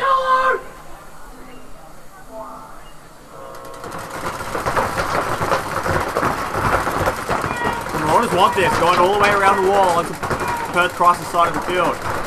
Aggression we haven't seen from them before. One player getting shot now from both sides. Yeah.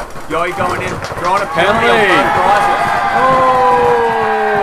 3 players, only one, and that's it. All Crisis being shot out. So here comes Dave Vasquez going down, getting that with 30 seconds left on the clock. So getting a point in a final. And that's it. This thing, right? Obviously this is something not. This is not a negative thing to Crisis. Everyone wants to see Crisis beat because Crisis is so strong and so solid.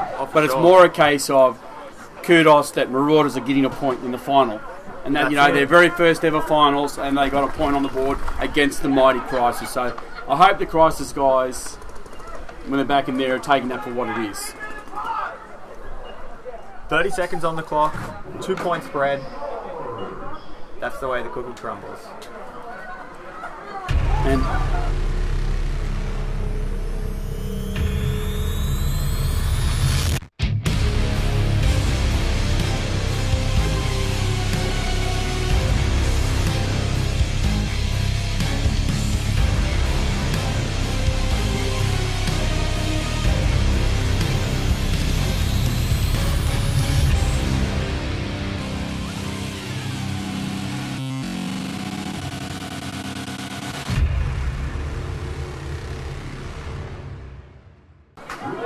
also, well, looking at the Marauders pit, most of the boys are already out on the field. Yeah, really good 20-something second point there for Marauders. Perth did get it. Perth Crisis did get a big penalty, but it wasn't just a penalty. The Marauders did take the field pretty hardcore and take a lot of ground and shoot a lot of people off the break. But I don't know why. I mean, come on, Ethan, don't look sad, man. You guys, I think you guys got this one, so confidence should be still pretty high. To win 2 points in 30 seconds, I think, might be a bit of a big ask. But it's good. It's good that Marauders got a point on the board. That's awesome. Hopefully they can make another one. That'd be great. Yeah, but like you said, Mike, throwing the towel in a little bit earlier on that last point that they lost could have been the difference there. They could have 45 Yeah, and seconds they could have left on the 45 or a minute. Yep. clock. So, And I think when it comes into finals, you know, you got to tactically got to go. Oh, do I just concede the point and give us plenty of time to try and win 2 points back? You know you're going to lose. everyone Crowd's pumped up. getting right into it. So big push down the guts again for Marauders. And Dave Vasquez all the way to the other wall again. So both teams losing a Ronnie player. D's on. Dave Vasquez getting shot out of the wall. Jason Byers being checked out by the ref for mistake. Only 10 seconds left. He's shot. Marauders players just streaming off the field. No guts, no glory, but at least they give Marauders credit. Alistair Fulton. Oh, trying to make it happen, and that's it. Perth Crisis win. And Perth Crisis win the Planet Eclipse Open. Congratulations, boys. Finished the prelims in thirds. So well done, Perth Crisis. Big kudos to Marauders too for their first foray into finals, beating the mighty Expendables of all the teams to beat. to knock them out, to get their place in first and second. They're going to have their heads up nice and high. Yeah, for sure. So looking at the Crisis pits there right now, everyone's pretty happy. So we'll hopefully get all the Marauders out, all the Crisis boys out to shake hands and get the drone back around. Here we go, over above. Shaking hands with the referees. Yeah, Always that's good cool. to see. The hardest working people out there. All weekend getting nice shot one, at. Crisis, says Jason. Oaks War, great battle, Marauders. Fantastic campaign, Marauders paintball team. So a lot of respect from the crowd, everyone watching. Players not thanking the refs. And Marauders are coming out now. So they have their heads up nice and high.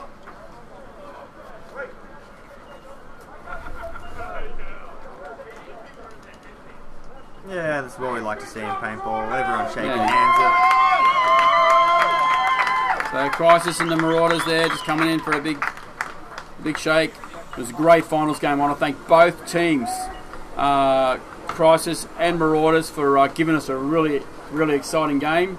I also want to thank Sydney SWAT and of course the Mighty Expendables for their finals game, and of course One Life, Immortal Knights, Sydney Syndicate, and Eskimo Brothers for their great finals games. The semi-pros really stepped it up for their games. Yeah, that was great. Very exciting matches. Different level of play we've seen from everyone this game. It's really good to see Australian paintball growing as a whole. Yep. Everyone pushing hard from all of us here at Super 7s Live. Thanks a lot for joining us. This has been the Planet Eclipse Open, round 2 of the Super 7s. Yeah, big thank you again to our series sponsors. Obviously, Planet Eclipse, HK Army, DLX Technologies, Paintball Shop. Big thanks to our camera crews for the action webcast, our Action Pro referees, Action Liz for the photos, Shoot Photography, and of course Janelle Summers from Girl with a Camera. I can't wait to see all her cool photos. It's going to be awesome. And obviously all the teams playing, all the staff here at Action, my co-hosts, Scotty Martin, I'm losing my train of thought here. Our awesome drone from Skytech UAV for all the really cool aerial footage. Adam Connolly for making the webcast as great as it is. Hopefully we'll see everybody again for round 3 for of the Super 7s. Thank you for watching. Please share the video around to as many people as possible, and we'll see you in a couple of months. Peace.